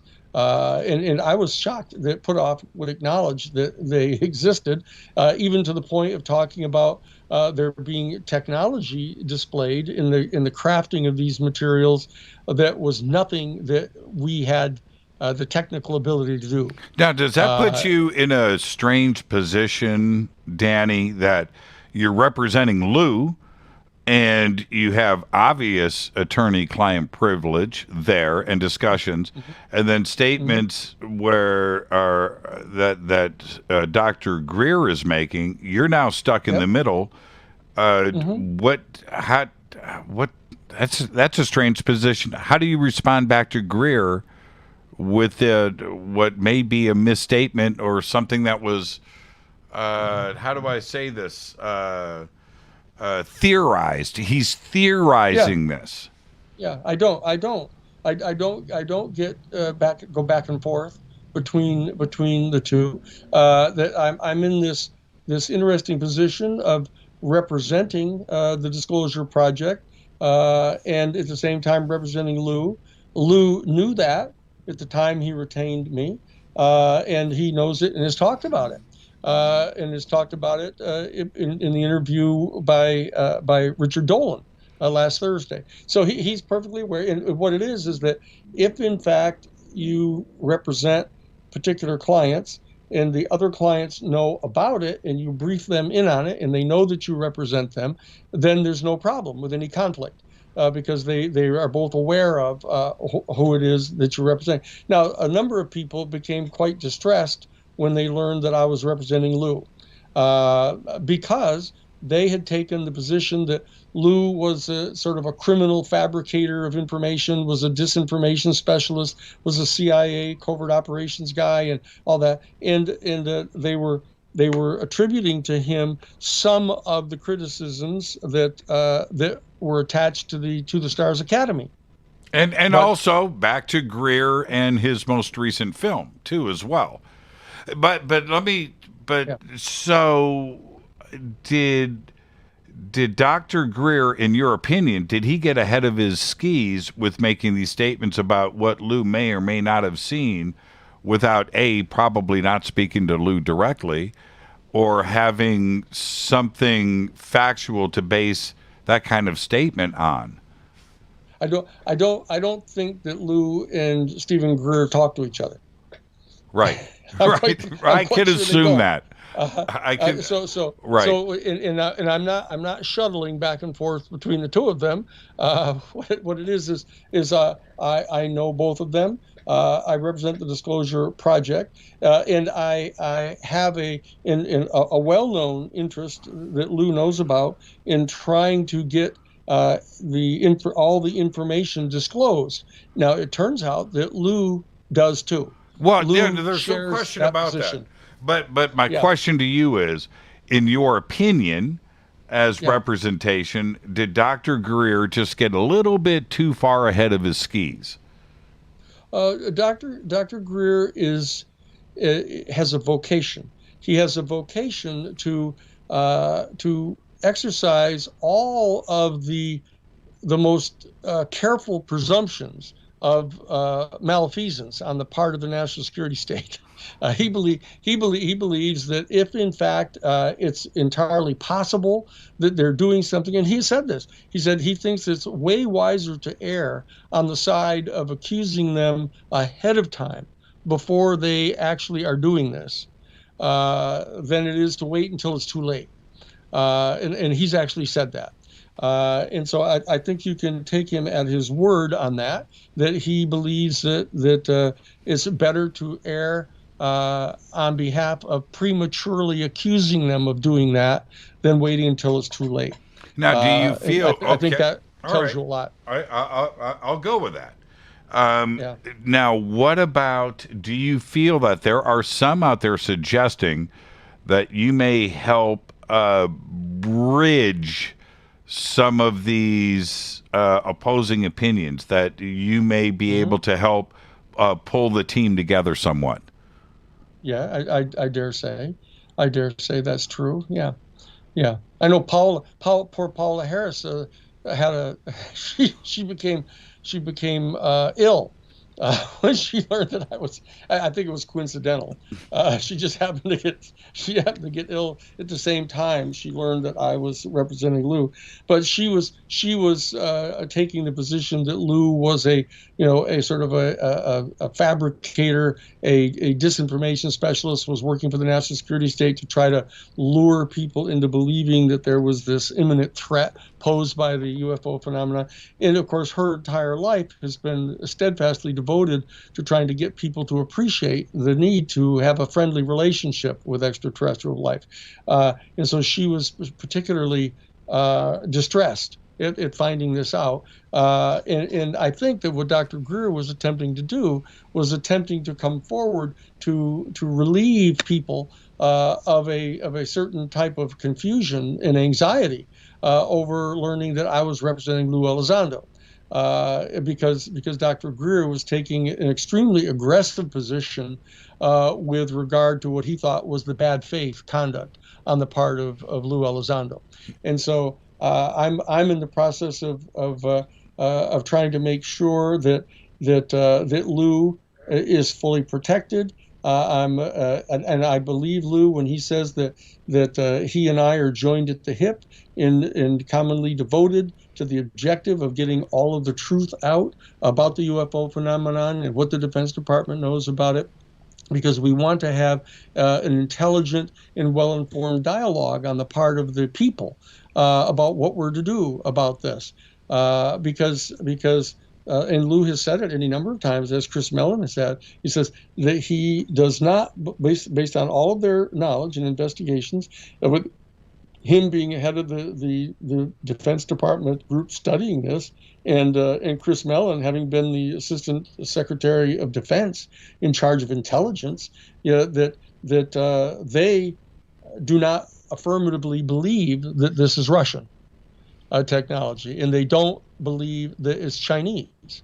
And then when they're asked, well, what do you believe it is? And then Chris would actually go so far as to say, well, it raises the question, are we alone in the galaxy? I mean, and now when he says something like that, people get frustrated, because then they'll follow it up by saying, are you saying that you believe in the existence of extraterrestrial life? And then Chris will wax eloquent about how, well, clearly there's almost certainly intelligent life elsewhere in the universe, and it's probably reasonable to assume that some of them have developed a very high levels of technology. He'll go on like that. And it's very frustrating for people who want to have a clear answer.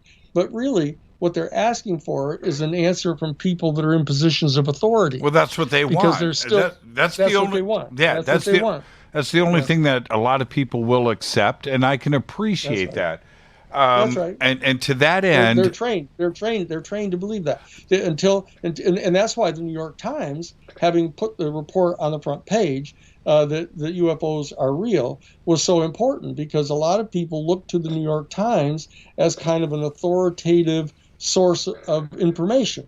And so when they reported that that these were real, and then the Defense Department actually came out with a statement saying, yes, these vehicles are real, and they're unidentified. Now that came from, but this is my point, Danny. That came from Susan Gao. Okay. No. Wait. Her statement. She's not the one that said, she's not the one that said that. But my point. There are other Defense Department people said it. But my point being that we have that side of it that the community is accepting as truth, and then we have the other side that says, well, Lou had nothing to do with this. So they don't want to believe that, but they want to believe the other part that they want to believe. Is that cognitive dissonance? playing out right in front of us? You only want to choose what you want to believe?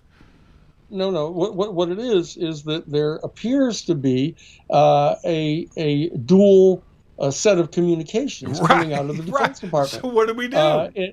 And so, what we do is we retain Danny Sheehan to be the attorney for both sides of the dialogue, and then I get engaged encountering and engaging the Defense Department to say, okay, look, if there are people inside the Defense Department asserting publicly that Lou Elizondo is lying about the existence of ATIP, then let's find out what the official position of the Defense Department is. Is the official position the statements that have been made by other people whom we identify, admitting that it exists and admitting that Lou was the director of it, et cetera? Or are you going to correct that? Or are you going to correct the people saying it's not true? What is it you intend to do about this? And so the fact of the matter is the bureaucracy probably wouldn't have done anything about this. No. They would have just allowed these disparate statements to keep being made if it weren't for the fact that Lou came to me and retained me and said, look, let's get this thing solved.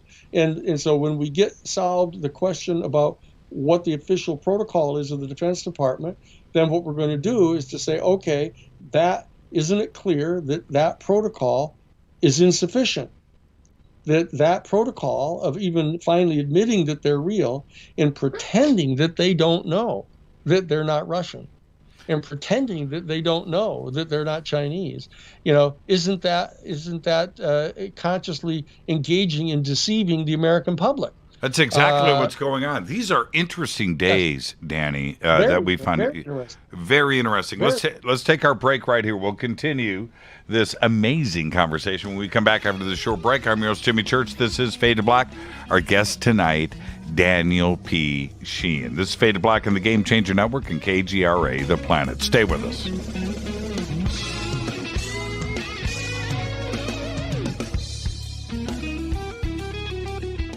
Hi everybody, this is Rob Halford, the Metal God on JimmyChurchRadio.com. This is KGRA Digital Broadcasting Station. Salt Lake City, Utah. Van Buren, Arkansas.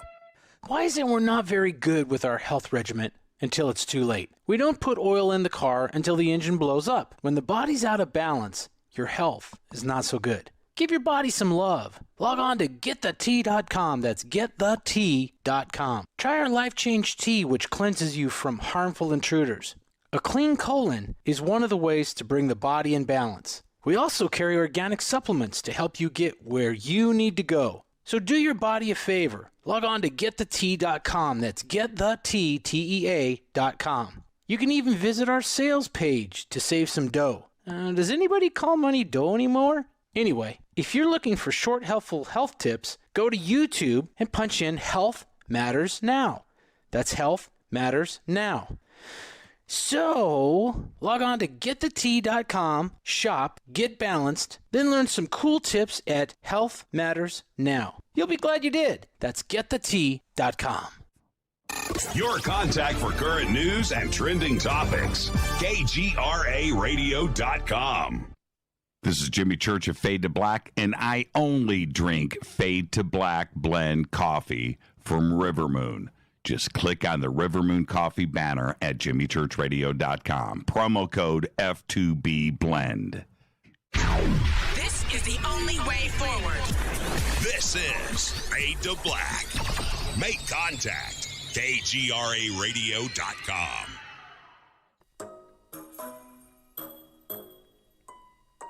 When you're in the house for longer periods of time, you can see them flying or running across the floor. Ooh, yuck. They're unhealthy, gross, and disgusting. Bugs. I loathe bugs. We keep a clean home, but occasionally bugs show up. Well, I found something that is tougher than bugs. Orange Guard. On contact, it kills hidden bugs, including ants, roaches, and fleas. Plus, Orange Guard is a residual repellent. All of the ingredients of Orange Guard are on the FDA generally recognized as safe list. Orange Guard may be used around food, humans, and pets. It comes with a 30-day money-back guarantee. Orange Guard. Available at orangeguard.com, Whole Foods, and Ace Hardware.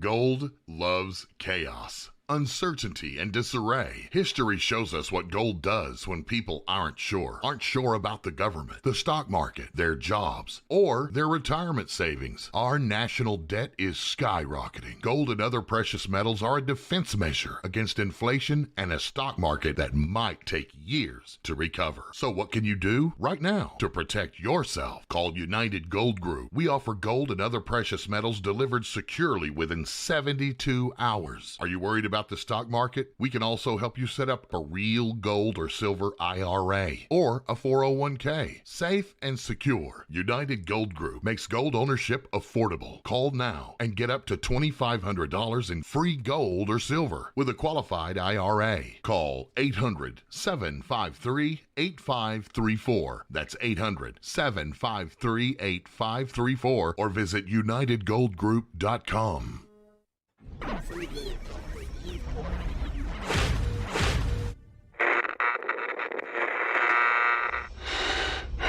You want to know a secret?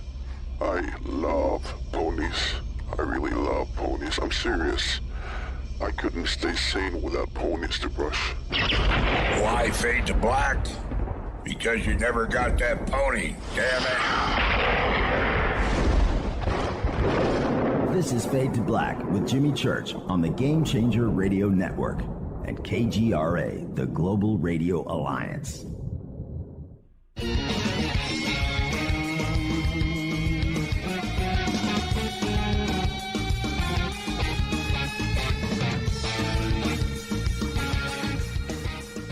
Welcome back. Fade to Black. I'm your host, Jimmy Church. Tonight, Danny Sheehan is here. Always great. Always an amazing conversation. We are in the middle of some of the craziest times we've ever been in. I've been chasing the UFO question for almost 50 years, and so has Danny. He's been right in the middle of it all. And Danny, getting your insight on all of this is just amazing for not only myself personally, but the community. And I have to ask you, I want to go straight at this UAP task force special report. I'm just going to ask you straight. Do you expect a conversation in this report about little green men? I'm talking about a conversation of something not of this earth, interstellar, or is this going to be a military conversation? It's going to be a drones conversation. It's going to be technology of a foreign adversary, China and Russia. Or many are expecting some type of disclosure. What do you think is going to be in this report? Well, I think that we need to understand that the task force itself, that the UAP task force inside the Office of Naval Intelligence is not going to file the report with the Senate. They're going to file it with the Director of National Intelligence. And so, as I said earlier, the DNI's office is going to make a decision about what it's going to report to the Senate. It's going to sanitize the report. It's going to sanitize the report. They have an opportunity to edit. Yes. Oh. They view this as being it's an intelligence report. That this is an intelligence mission, an intelligence gathering mission that the task force of naval intelligence has, and so therefore they're going to filter it through the Director of National Intelligence. And what we're going to get is a process. It's not going to have the same degree of bad faith that the Attorney General had when he filtered. When Attorney General what's his head. Filtered the investigation of the special prosecutor with regard to Trump. You're not going to get that type of William Barr type of total distortion of what it says. What's going to happen is there's going to be a decision made at the highest levels of the top of the national security infrastructure about what information is going to be conveyed to the Senate Intelligence Committee or to the Senate Armed Services Committee. Now, there has been no discussion yet about briefing the Big Eight, that special group of 8 people from the House and Senate that get briefed on things once in a while. But the fact of the matter is this is not going to be in any way a forthcoming. It's not going to be it's not going to be the big D. No, it's not going to be. It's going to tell as little as possible as it can possibly get away with in light of whatever public pressure and demand from the press is generated between now and the 21st. I think it's the 21st of June that is the date that is anticipated here. Let's see here. I think it is the 21st or something. Or 24th. 24th. Yeah, 24th. Yeah, and so what they're going to do is they're going to see how aggressive the community is going to be and what they're demanding here. This is a political. Nothing ever happens in Washington, D.C. because it's the right thing to do. It's always a political decision. And the question is, how high up is that decision going to go? And given the fact that the president doesn't get briefed in on this stuff, the head of the Defense Department doesn't get briefed in, the director of national intelligence doesn't get briefed in normally about this material. So the head of the defense, the national intelligence person, the head of the Department of National Intelligence isn't going to get briefed in about this. I dare say that the people that are involved in the task force are not going to get briefed in on this. And so there's an awful lot of pretense going on here, a lot of show going on. The question is how much, if anything, is going to be set forth in this. And I believe that what you're going to get is a delay. They're going to push it down the road. They're going to say, oh, this is a very complex issue. There's different agencies at different times have been involved. The FBI had some information. The CIA had some information. There are different agencies that have had different pieces of information. And they're going to do the 9/11 jigaboo here, jiggling back and forth. Well, a lot of the problem is here. You've heard Chris Mellon kind of already indicate this. Oh, there's an awful lot of confusion here. One department doesn't know what another department knows, and like for example, there are agencies here that are involved that even you have never even heard of. You wouldn't even recognize the name of these. For example, there is a group called the National Air and Space Intelligence Center that I dare say you've never heard of in your whole life. I have never heard of that agency. And you've never heard of the agency that's above them, which is the National Geospatial Intelligence Agency. The National Geospatial Intelligence Agency. You have never heard of these people, right? And so what they're going to say is, oh, well, there's all these different alphabet groups that have got pieces of this information. And then you're going to get the old razzmatazz that, well, and there's some of this information that is proprietary interest on the part of major corporations. And that we're not even at liberty to discuss who those corporations are, even though we all know who they are, right? Of Lockheed Martin and Rockwell and the others.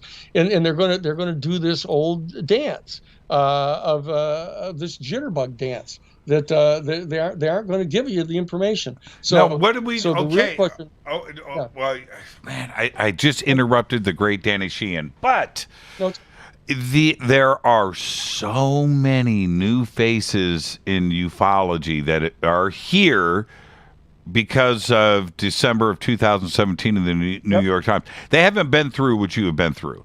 They haven't been through the ebb and flow and the ups and downs of things of the past.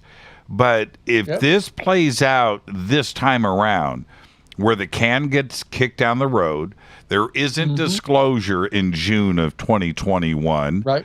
There's going to be a lot of broken hearts out there. Well, broken hearts, that's people, the Defense Department are in the broken hearts business. I mean, the CIA is involved in this. When you have a guy like Jim Simivan, being part of the To the Stars Academy, and Jim Simivan is the director of covert operations for the Central Intelligence Agency domestically, that there's a problem here, because that's illegal. And that's a paradox in itself, right? yeah. It's more than a paradox. I mean, it's a criminal enterprise, right? And so that when you have people involved in this who've been engaged in activity, you got to understand people inside the executive branch, they hold the same belief that Richard Nixon did, that when the president does it, it's not illegal. Remember, that's what Richard Nixon said, that he has the authority to pardon everybody, so he has the authority to commit crimes, and nobody can do anything about it. And all they can do is impeach him. The fact of the matter is, the people that are above the president with regard to this issue, who harbor this information and refuse to brief people like Jimmy Carter, they refuse to brief people like Bill Clinton, they refuse to brief people like Barack Obama, they're going to refuse to brief people like Joe Biden.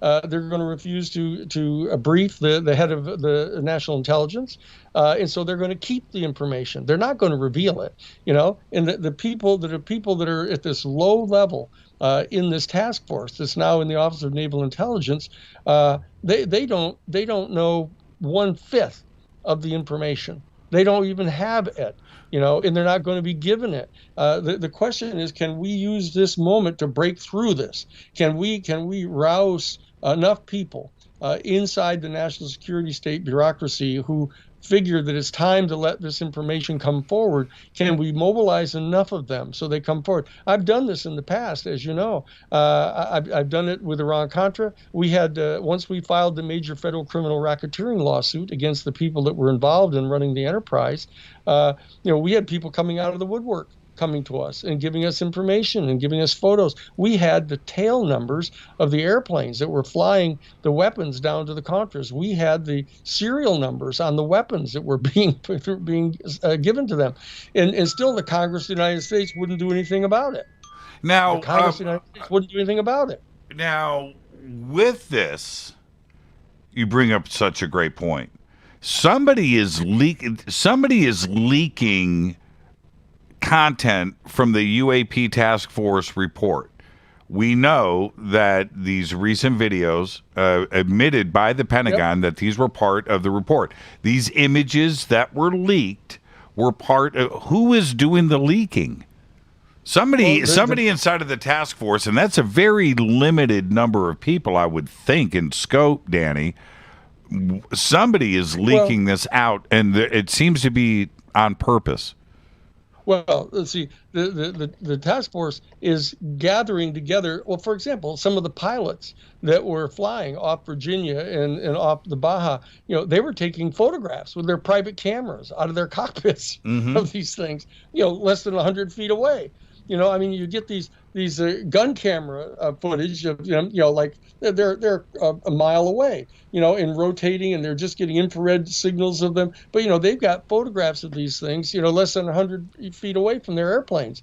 And they were handing this information in. It isn't necessarily someone in the task force that's leaking it. It's the people that are getting the information to them. That if there's a process coming together to gather together a lot of this information that's out floating around, the people who are the source of information can release it and can give it to people, and that's what's happening here. It's not the people that are in the task force itself. The new head of the task force has been put on there to ask for an extension. So it's it's not a concern if the people that have these images on their cell phones, if they are leaking it to the media, that's not a concern to the DNI or whoever inside of the Navy and the UAP task force that are trying to put this report together, that what they are compiling is being leaked. Isn't that a concern? It's okay.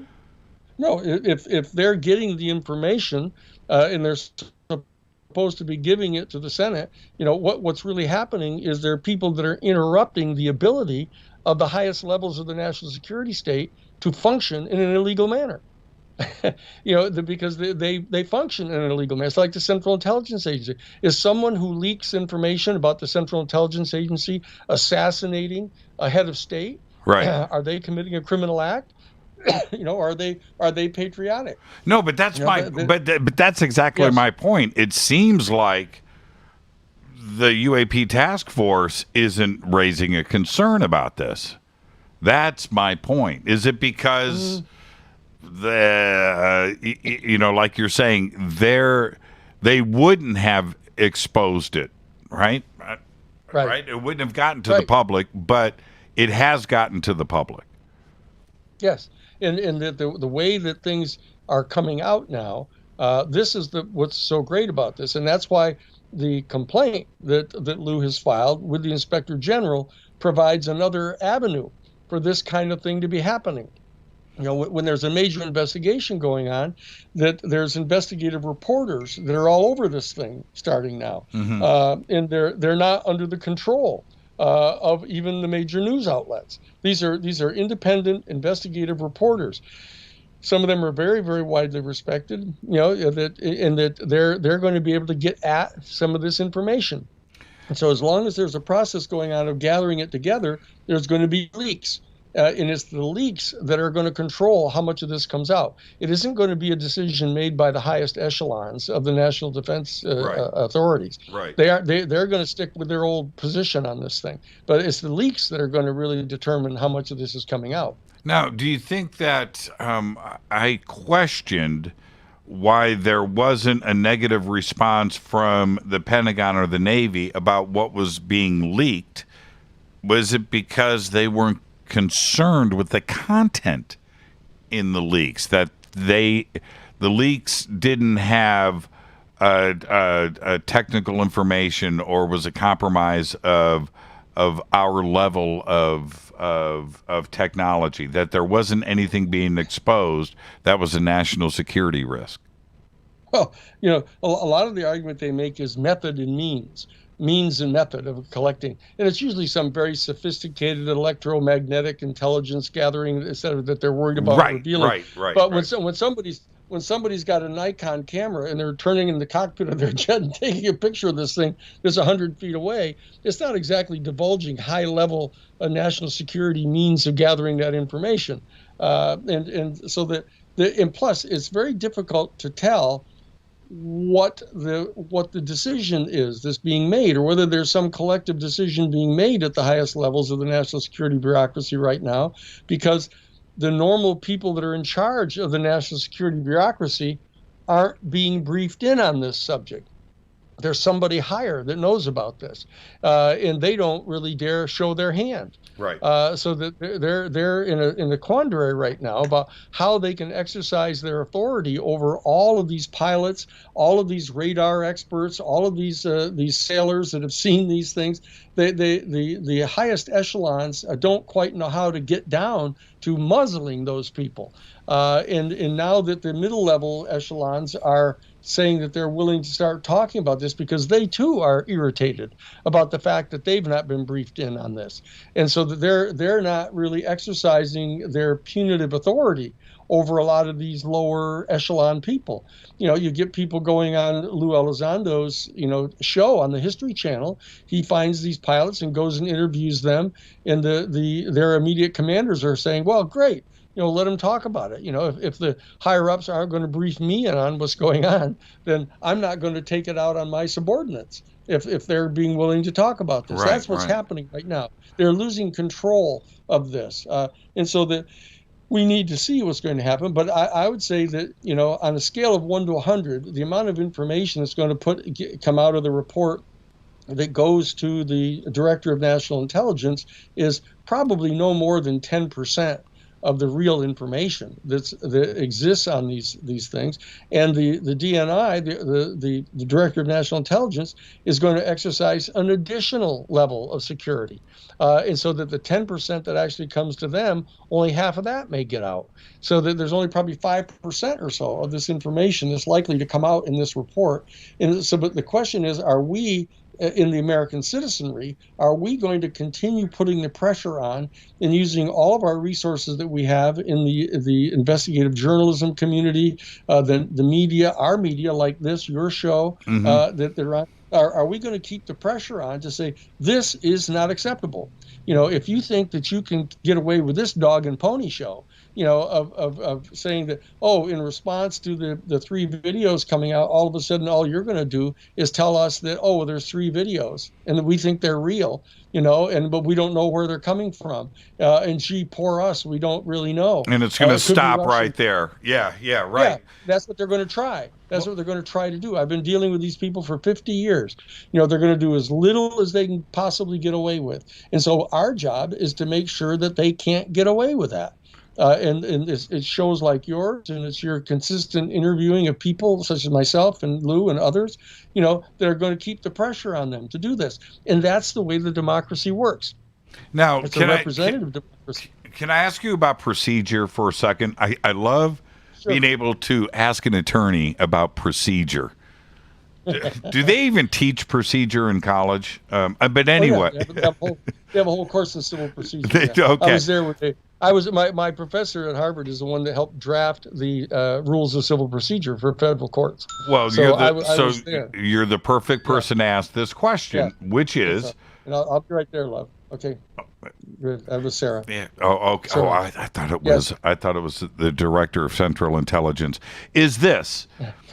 What is the procedure with this report? Is it something where the Senate Intelligence Committee is going to be chaired? They're going to be sitting there, and the DNI or the DOD or the United States Navy or they show up with the report and they place it on the table, and then the Senate reviews it and they ask questions. Is there some type of public display of this changing hands? Well, you have to first come to grips with the fact that the wording that is in the Appropriations Act does not require them to file the report at all. It just asks them to do that.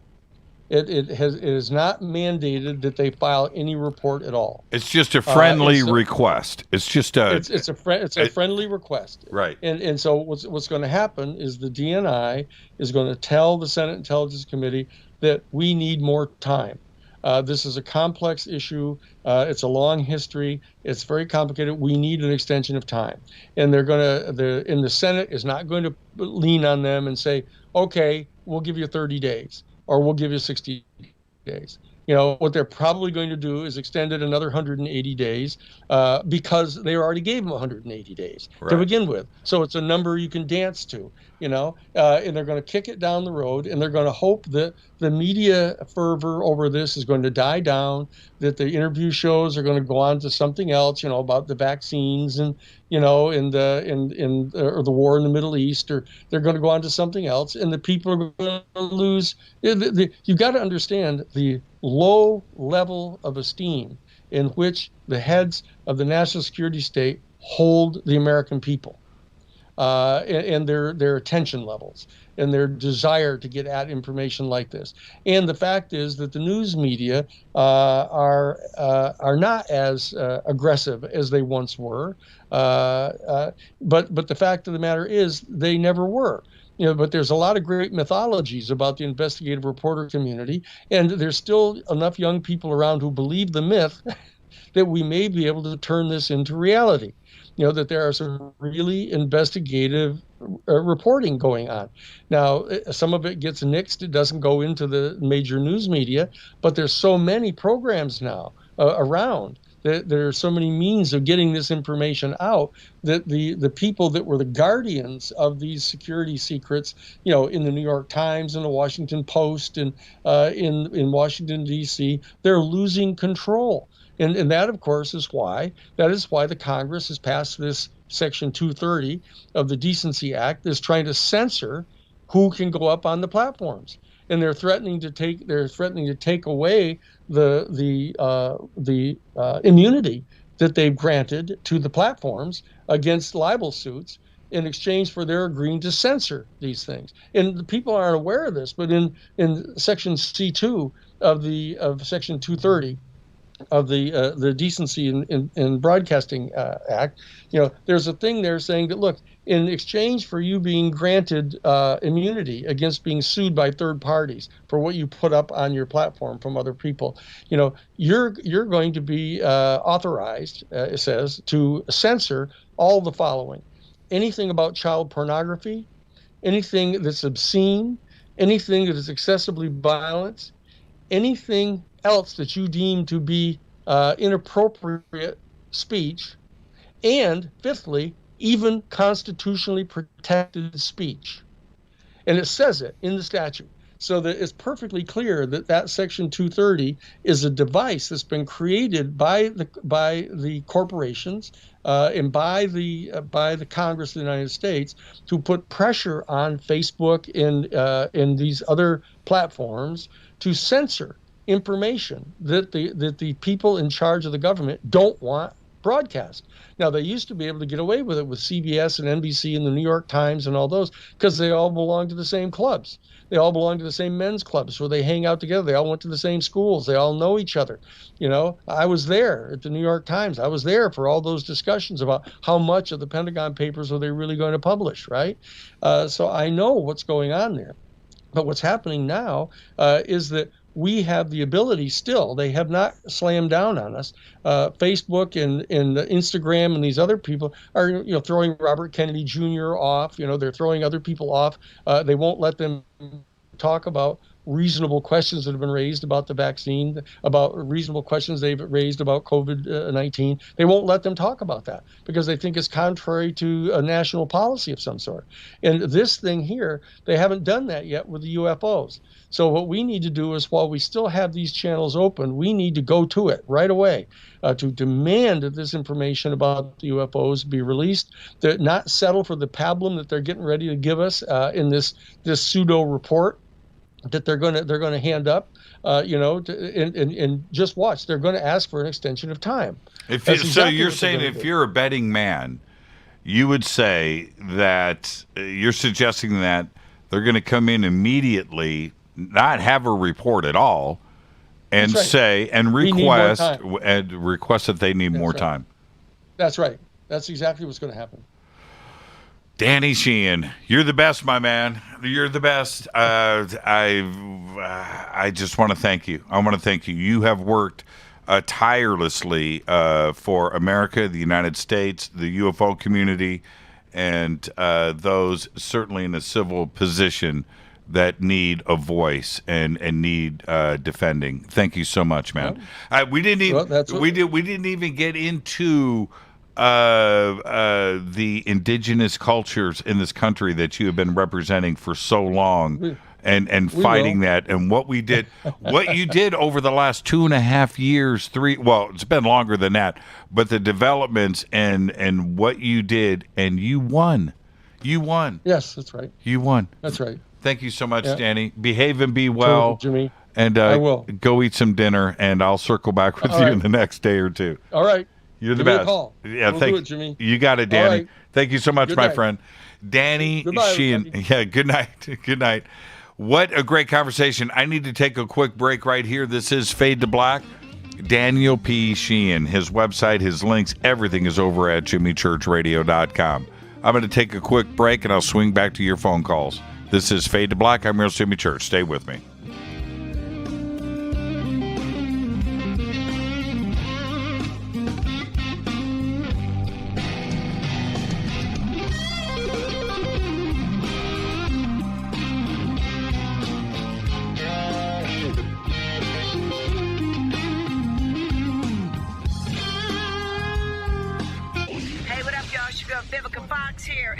Listening to my boy, Jimmy Church, on jimmychurchradio.com.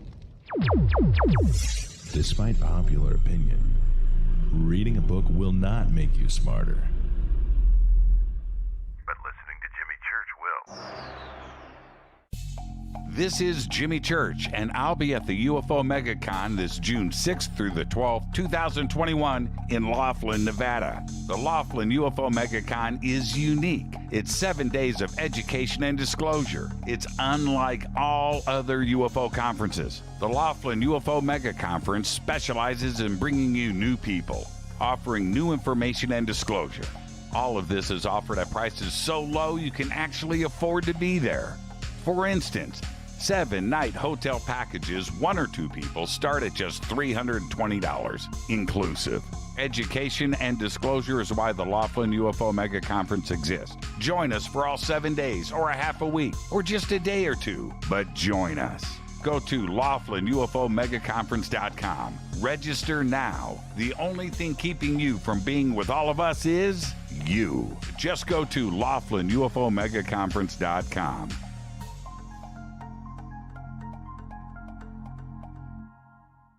This is Jimmy Church of Fade to Black, and I take Life Change Tea supplements every single day. It's what I do. Click on their banner at jimmychurchradio.com. When you take the beans from Central America with dashes of Indonesian and African mixed in and then roasted to the dark side of Fade to Black, you create the ultimate brew of fringe. Introducing the Fade to Black blend from Rivermoon Coffee. Yes, Rivermoon's darkest customized roast was created for the love of Fade to Black. The alchemy of masterful roasting and smoking the beans is in every sip of this full-bodied, dark Java. I need my coffee dark, deep, with distinct bittersweet chocolate highlights, just like the bunker. Leaning further into the darkness of the roast is Fade to Black blend from Rivermoon Coffee. Just click on the banner at jimmychurchradio.com and use the promo code F2BBLEND for 15% off of your order today. This is Billy Carson with ForbiddenKnowledge.tv.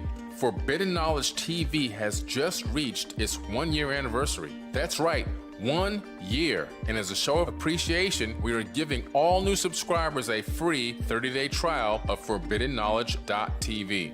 That's 30 days to binge watch thousands of movies, documentaries, conferences, workshops, lectures, yoga classes, meditation courses, and so much more. So log on to ForbiddenKnowledge.tv from your computer or mobile device, or get the Forbidden Knowledge TV app on Apple TV, Roku, Amazon, iTunes, or Google Play today, and use coupon code 30daysfree.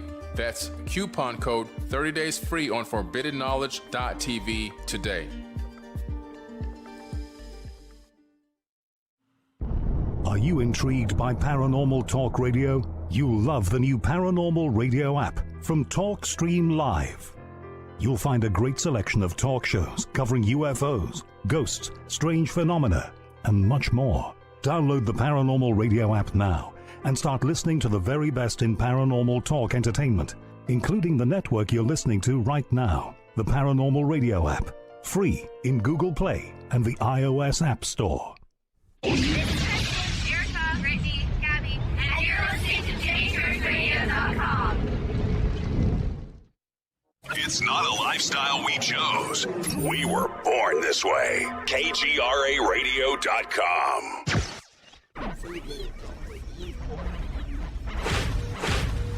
This is KJCR at JimmyChurchRadio.com.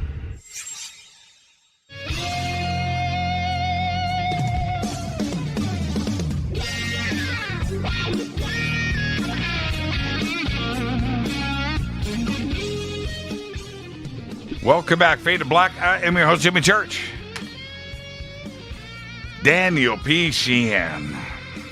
Unbelievable conversation tonight. Now, I hope we put a lot of those rumors to bed, a lot of the stuff that was discussed over the last couple of weeks and last week in social media.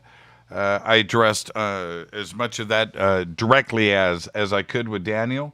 Very, very, very interesting, and what a great show of the year. Just might be. All right, 747-228-2051. I've already got a bunch of calls on hold, and I want to get straight to them. Let's see who is up first. All right, 747-228. Oh, wait a minute. That was me. That's my fault. I got to stop doing that, man. I got to stop doing that because somebody right now is on hold listening to the show in double. That just sucks. Hi, you're live on Fade to Black. Who's calling? Oh, you got to turn me down in the background. All right. Hello. All right. Who's this? This is Allison, Jimmy. How are you? Allison out of Indy, Naptown. You betcha. How are you, Allison? I am absolutely excellent. This was absolutely one of the best shows I think I've heard, especially at this time with everything that's going on.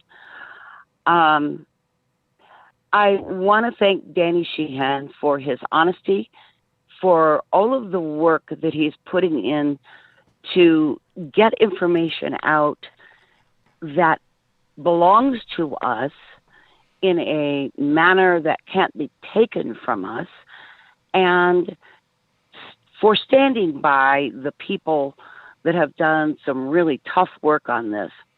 I from all the years, I understand that Danny knows a lot from all of his connections. I understand that Danny knows a lot, and he is really doing a very tough job right now trying to get the actual truth out. And tonight's program was just superlative. Yeah. I want to thank you for it. Yeah, Allison, you're right. And if anybody, there's a lot of attorneys out there, but if anybody knows how to navigate Washington and the bureaucracy and what you've got to go through to get stuff done, and it's Danny Sheehan. I mean, as far as pedigree goes, and being able to, oh my God, it's Danny Sheehan. There isn't any question about that. And Lou Elizondo reaching out to Danny, it's not only the right thing to do, but there isn't. You have to have somebody that understands the UFO ET issues, which Danny fully does. And then you have to combine that with somebody that knows about Capitol Hill, somebody knows the justice system, the Supreme Court, the White House, the Oval Office, right? The Department of Defense, the Joint Chiefs. You need somebody that understands all of that and that has done it before. What kind of list of attorneys that, there's only one that I know of. There's only one. Right? That's exactly right. Yes. And, I am, and this is my opinion, but I'm of the opinion that Danny knows a hell of a lot that he can't even begin to elucidate to us. And he is in that effort trying to help the people that can actually begin to open that dialogue. Well, and he knows how, but see, this is the thing. You're right about that, of knowing where to go and who to go to, but it's being able to have that dialogue start. You have to be able to get that conversation going, right? And exactly, and this is going to blow people's minds when the fullness of the information comes out. And all of these people are wrapped up in ropes and what do you call it when you put something around somebody's mouth? I can't think of, damn it. Muzzle. Yes, muzzle. Thank you very much. That's the word I'm looking for. There are so many people out there with the fullness of the information that we need to know that can't even begin to speak what they know. And Danny is making it possible for the first steps of this information, the correct information, to come out. And he's such a stand-up guy for doing this. And he's one of the only people that I believe that has the chutzpah and the knowledge and the courage to help people to bring this forward. And it's got to come out. It absolutely has to come out, Jimmy. Now, what did you, when I started to ask him about procedure and, what's going to happen, on the 24th, are they going to show up with the report? No. And he said, they're not, it's not even going to go that far. They're just going to ask for more time. So fucking totally. Whoa. Don't drop any F-bombs. Me. Okay. Sorry. Well, okay. I already admitted on Twitter that I've had too much scotch. So I will try very hard not to have that come out of my mouth again. But he is absolutely right. Absolutely, totally right. This, in my opinion, because I've seen this in 20-year cycles, they dangle the carrot out, get everybody all excited, and everybody's like, it's going to break any minute. And then they pull the rug out from underneath everybody, and it goes nowhere. And I am fully expecting them to do this to us once again. Do you know how many? Sorry, but this is, and people need to listen to what I'm about to say. Do you know how many Twitter accounts are UAP disclosure? That's the name of the account, something like that. Whatever. Facebook groups, this whole UAP disclosure now. I hope there isn't somebody with that actual name, but you guys understand what I'm saying, and that are absolutely focused on the UAP task force and the disclosure that is going to happen and how great June is going to be. And you need to prepare yourself. You really need to be prepared for the exact opposite. Right? Oh, I know. And I don't think that they are. They haven't been down this road. Okay. If you listen to Greer, if you listen to Richard Dolan, you gotta know that if they let any of this information out, it's gonna crash a whole number of systems that are stable in the world, like oil, like energy, like big pharma, like, and he made such a great point about okay, I'm not going there. Well, okay. The CV thing. Yes. but I mean, yes.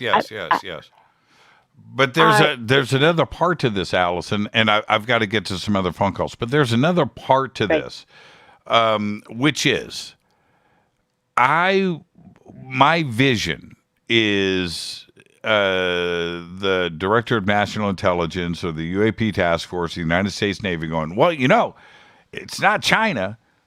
It's not Russian, it's not us, and then one of the members of the Senate Intelligence Committee would come back with, well, if it's not that, what is it? UFOs? Is it extraterrestrial intelligence? Not that, and they would have to respond to that, because if it's not that, then what else could it be? Instead of constantly asking that stupid question, well, we don't know what it is. Well, okay, get to the point, right? Get to the point. On 60 Minutes. 60 Minutes danced on the issue, right? If it's not China, if it's not Russia, and it's not us, then it's them. It's UFOs. It's an alien species. But nobody wants to cross that line. They're going to use that for the threat reason, and they're going to get lots of money out of that. And if you think they're going to give it up before they get all the very last cent that they can wring out of whomever for that, you're mistaken. So they're going to say, well, okay, it might not be from Earth, therefore it is a threat. So therefore, we really need all this money because we have to develop whatever to protect us from this. That we are not going to get the straight story for as long as they can wring the last dollar out of it. Yeah. I agree with you. Okay, I just got back from Indy. I went to Waffle House. Let's just get that out in the open. I went to Waffle House. I didn't go to Steak and Shake, but we have Steak and Shakes out here now. But I drove by so many. I can't believe I didn't get chili 3 ways. But anyway, I went to Waffle House. I went to a wonderful restaurant on the west side, a breakfast place called Oasis. Holy crap. Oh, yeah. Have you been there? Oh, yeah. Have you been? Oh, it's excellent. What an amazing breakfast place. And I think they're only open for breakfast, right? Yep. And there's another place over here in Noblesville that's called Ginger's that you actually will need to be, you'll need a pallet truck to be wheeled out. Oh man, that's breakfast. And there was a place across the street from the Oasis. I just happened to look. It was called Flapjacks, and I'm like, I'm going there tomorrow. So Indy, I had a Indy great time. does good breakfast. Oh, of course they do. Indiana does good breakfast. You betcha, baby. It was so great getting back to Indy, and I got up to Fisher's. I went up to Geist and hung out with my friends up there, and we ate at this Italian restaurant up there, Pizza something, on 96th, and it was just incredible. Anyway, it was just awesome to get back to Indy on time trials weekend, by the way. So I watched the time trials on TV. It was pretty cool to just get back to Indy and feel the vibe of that great city. Thank you so much, Allison. Yeah. Behave and be well. Thank you. And I'm sorry I'm such a downer on this.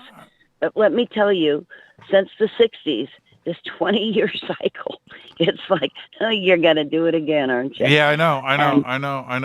And look, we're on it's May 24th. We're a week away from June. And we're a week away from the 500, by the way. We're a week away from June, and we're going to see ultimately what this UAP task force is all about. It's put up or shut up, and I'm lucky. Yeah, but you know what? Everybody out there, just like cool your jets. That's all you got to do. I protect my emotions, man. I protect them. Allison, behave and be well. Give my best Love to you, your better Jimmy. half. I'll talk to you. And give a hug to Rita. Right on. It's time to fade to black. Allison from Naptown, and it was so great going back to Indy and man, driving up Washington Boulevard and just being there. It was wonderful. Yes, everybody, I went to Waffle House, and I didn't play around. I did not play around at Waffle House. Just let me tell you that right now. All right, let's go back to the phones. Hi, you're live on Fade to Black. Who's calling? Hey, Jimmy. Welcome home. It's Deb. Hey, Deb. How you doing? Good. What did you have at Waffle House? You want the full list? I had. Yeah, no, sure. I'm not kidding about this. Okay, I had a ham, mushroom, and onion omelet with a side of hash browns. I had a pecan waffle, and I had biscuits and sausage gravy. Oh, yeah. I had 4 plates. I had 4 plates in front of me going across, and I ate something off of all of them. I knocked the whole omelet out. I ate half of that pecan waffle. Was insanely great. And I ate half of that. I ate half of the biscuits and gravy. Yeah, it was on. I didn't play. Oh, and I got a fried biscuit on the side that I had butter and jelly on. So yeah, man. Oh man. It was just so awesome. It was just so awesome. So I went with my brother and his wife and we plowed through it. I was in such a good mood. It was so funny. I'm up paying the bill, right? And the lady at the cash register said, "So who's my server?" And she goes, "Her name's Nikki." I said, "How much should I tip Nikki?" She goes, 100%. I said, "All right, 100%." And you did. I did. Awesome. I did, man. I doubled that sucker right there and signed it, and and felt great about doing it too. Okay, real quick, what's on your mind? Okay, not to repeat everything that Allison just said, spot on. I agree with her 100% and with a lot of most of what, I missed some of what Danny said because YouTube kept buffering out, so we missed some of that. But yeah, I totally agree with both of them.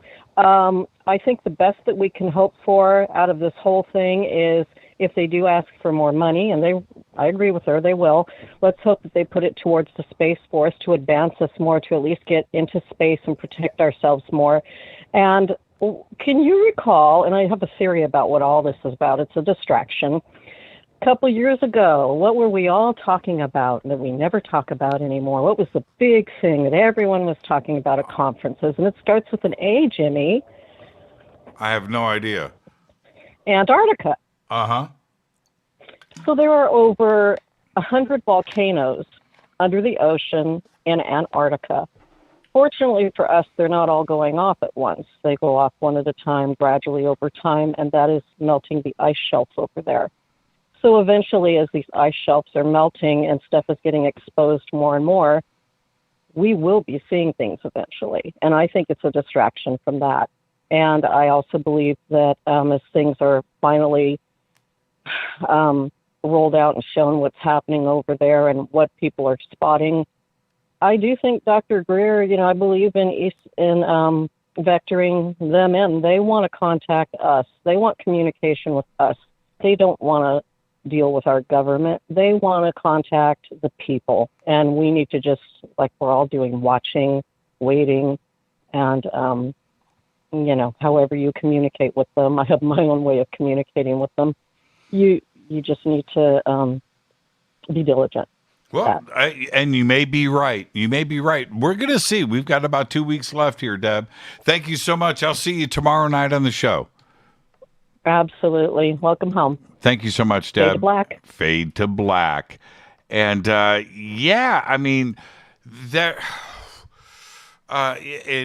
Deb is right. Well, so is Allison. So is Danny. But if you think about this, if you go down the list, I have no issues with Dr. Greer's point of view. I have no issues with Dolan or Linda Moulton Howe, Nick Pope for that matter, and others. But we have to listen to everybody.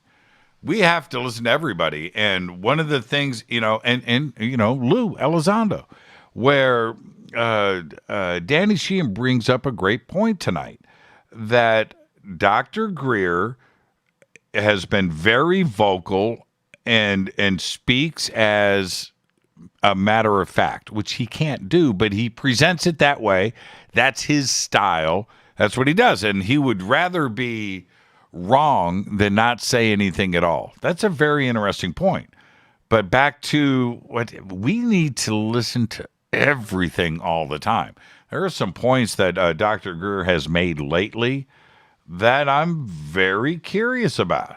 I'm very curious. I mean, could this be? I mean, the infamous, Project Bluebeam, the fake alien invasion. Well, this is something that Ronald Reagan spoke very directly about in not one, not two, but 9 separate speeches. This was his message. So could it be? I don't know. But we need to listen to everybody, and we will eventually find out. Let's go back to the phones. Hi, you're live on Fade to Black. Who's calling? Hey, it's Pete. Pete, where are you calling from, Pete? Yeah, I'm calling from Ohio, brother. All right, man. What's on your mind tonight? Well, I got 2 things real quick. I don't want to take up a lot of your time. First off, yeah, I agree with you about Greer. A lot of things that he says, it seems a little bit out there. I mean, grant you, everybody's got their own opinions, but he does come off like a matter of fact. And he really shouldn't do that, but he does come off that way. That's right. But listening to everybody else, listening to you, listening to all the stories and stuff, I do my own little investigations into the UAPs, and I have my own opinions, of course, without the true facts. That's all everything is an opinion. But my question that does not have anything concerned with UAPs is the music that you played during your intros. Is that your music? At the very beginning of the show? Yes. Okay, at the beginning. Yes, I wrote that. I wrote that. All right. It sounds like it'd be something that you would do. Yeah, I wrote that, and then I sent the music to Spaceboy, and so Spaceboy, it's Spaceboy's cover of my original song that was on an album that I did, and he redid it like 3 times. So actually, this is what's funny.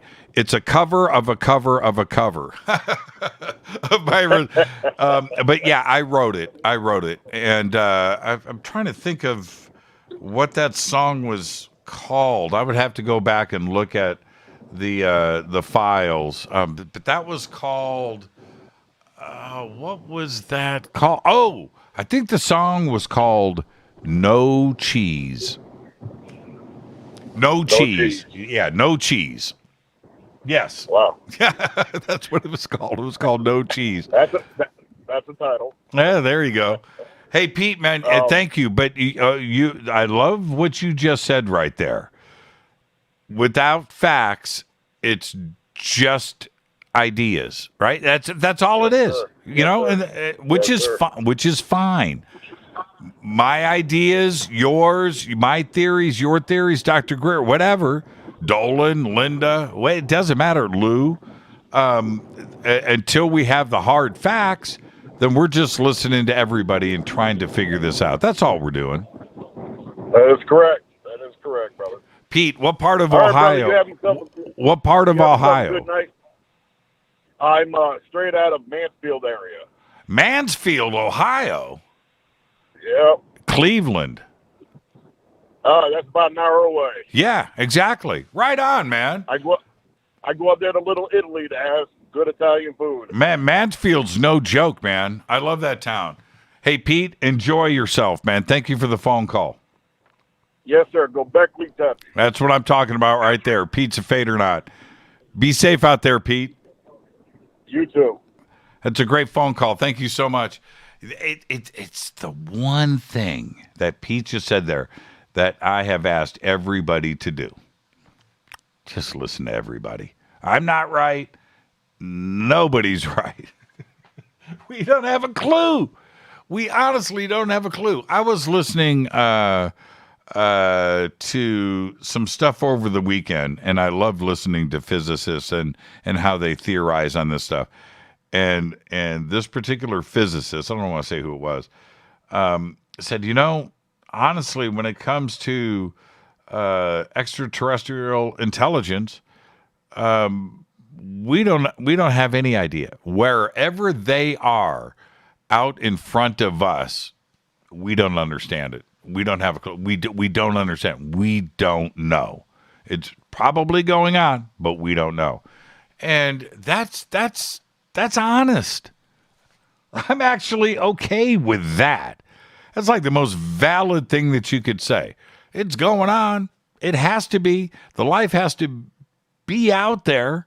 But wherever they are, it's beyond where we are. We just wouldn't understand it. This is Fade to Black. I am your host, Jimmy Church. What a great show tonight. I want to thank Danny Sheehan. Show of the year. It just may be. I want to remind everybody, tomorrow night, live from Roswell, right here, Don Schmidt. That's tomorrow night. Fade to Black is produced by Rita Camurian. Show is produced by Phil J. Palm, Renee, Dennis, and Kevin. Announcers are Steve Harder, Gene Vito, and Mark D. Kovar.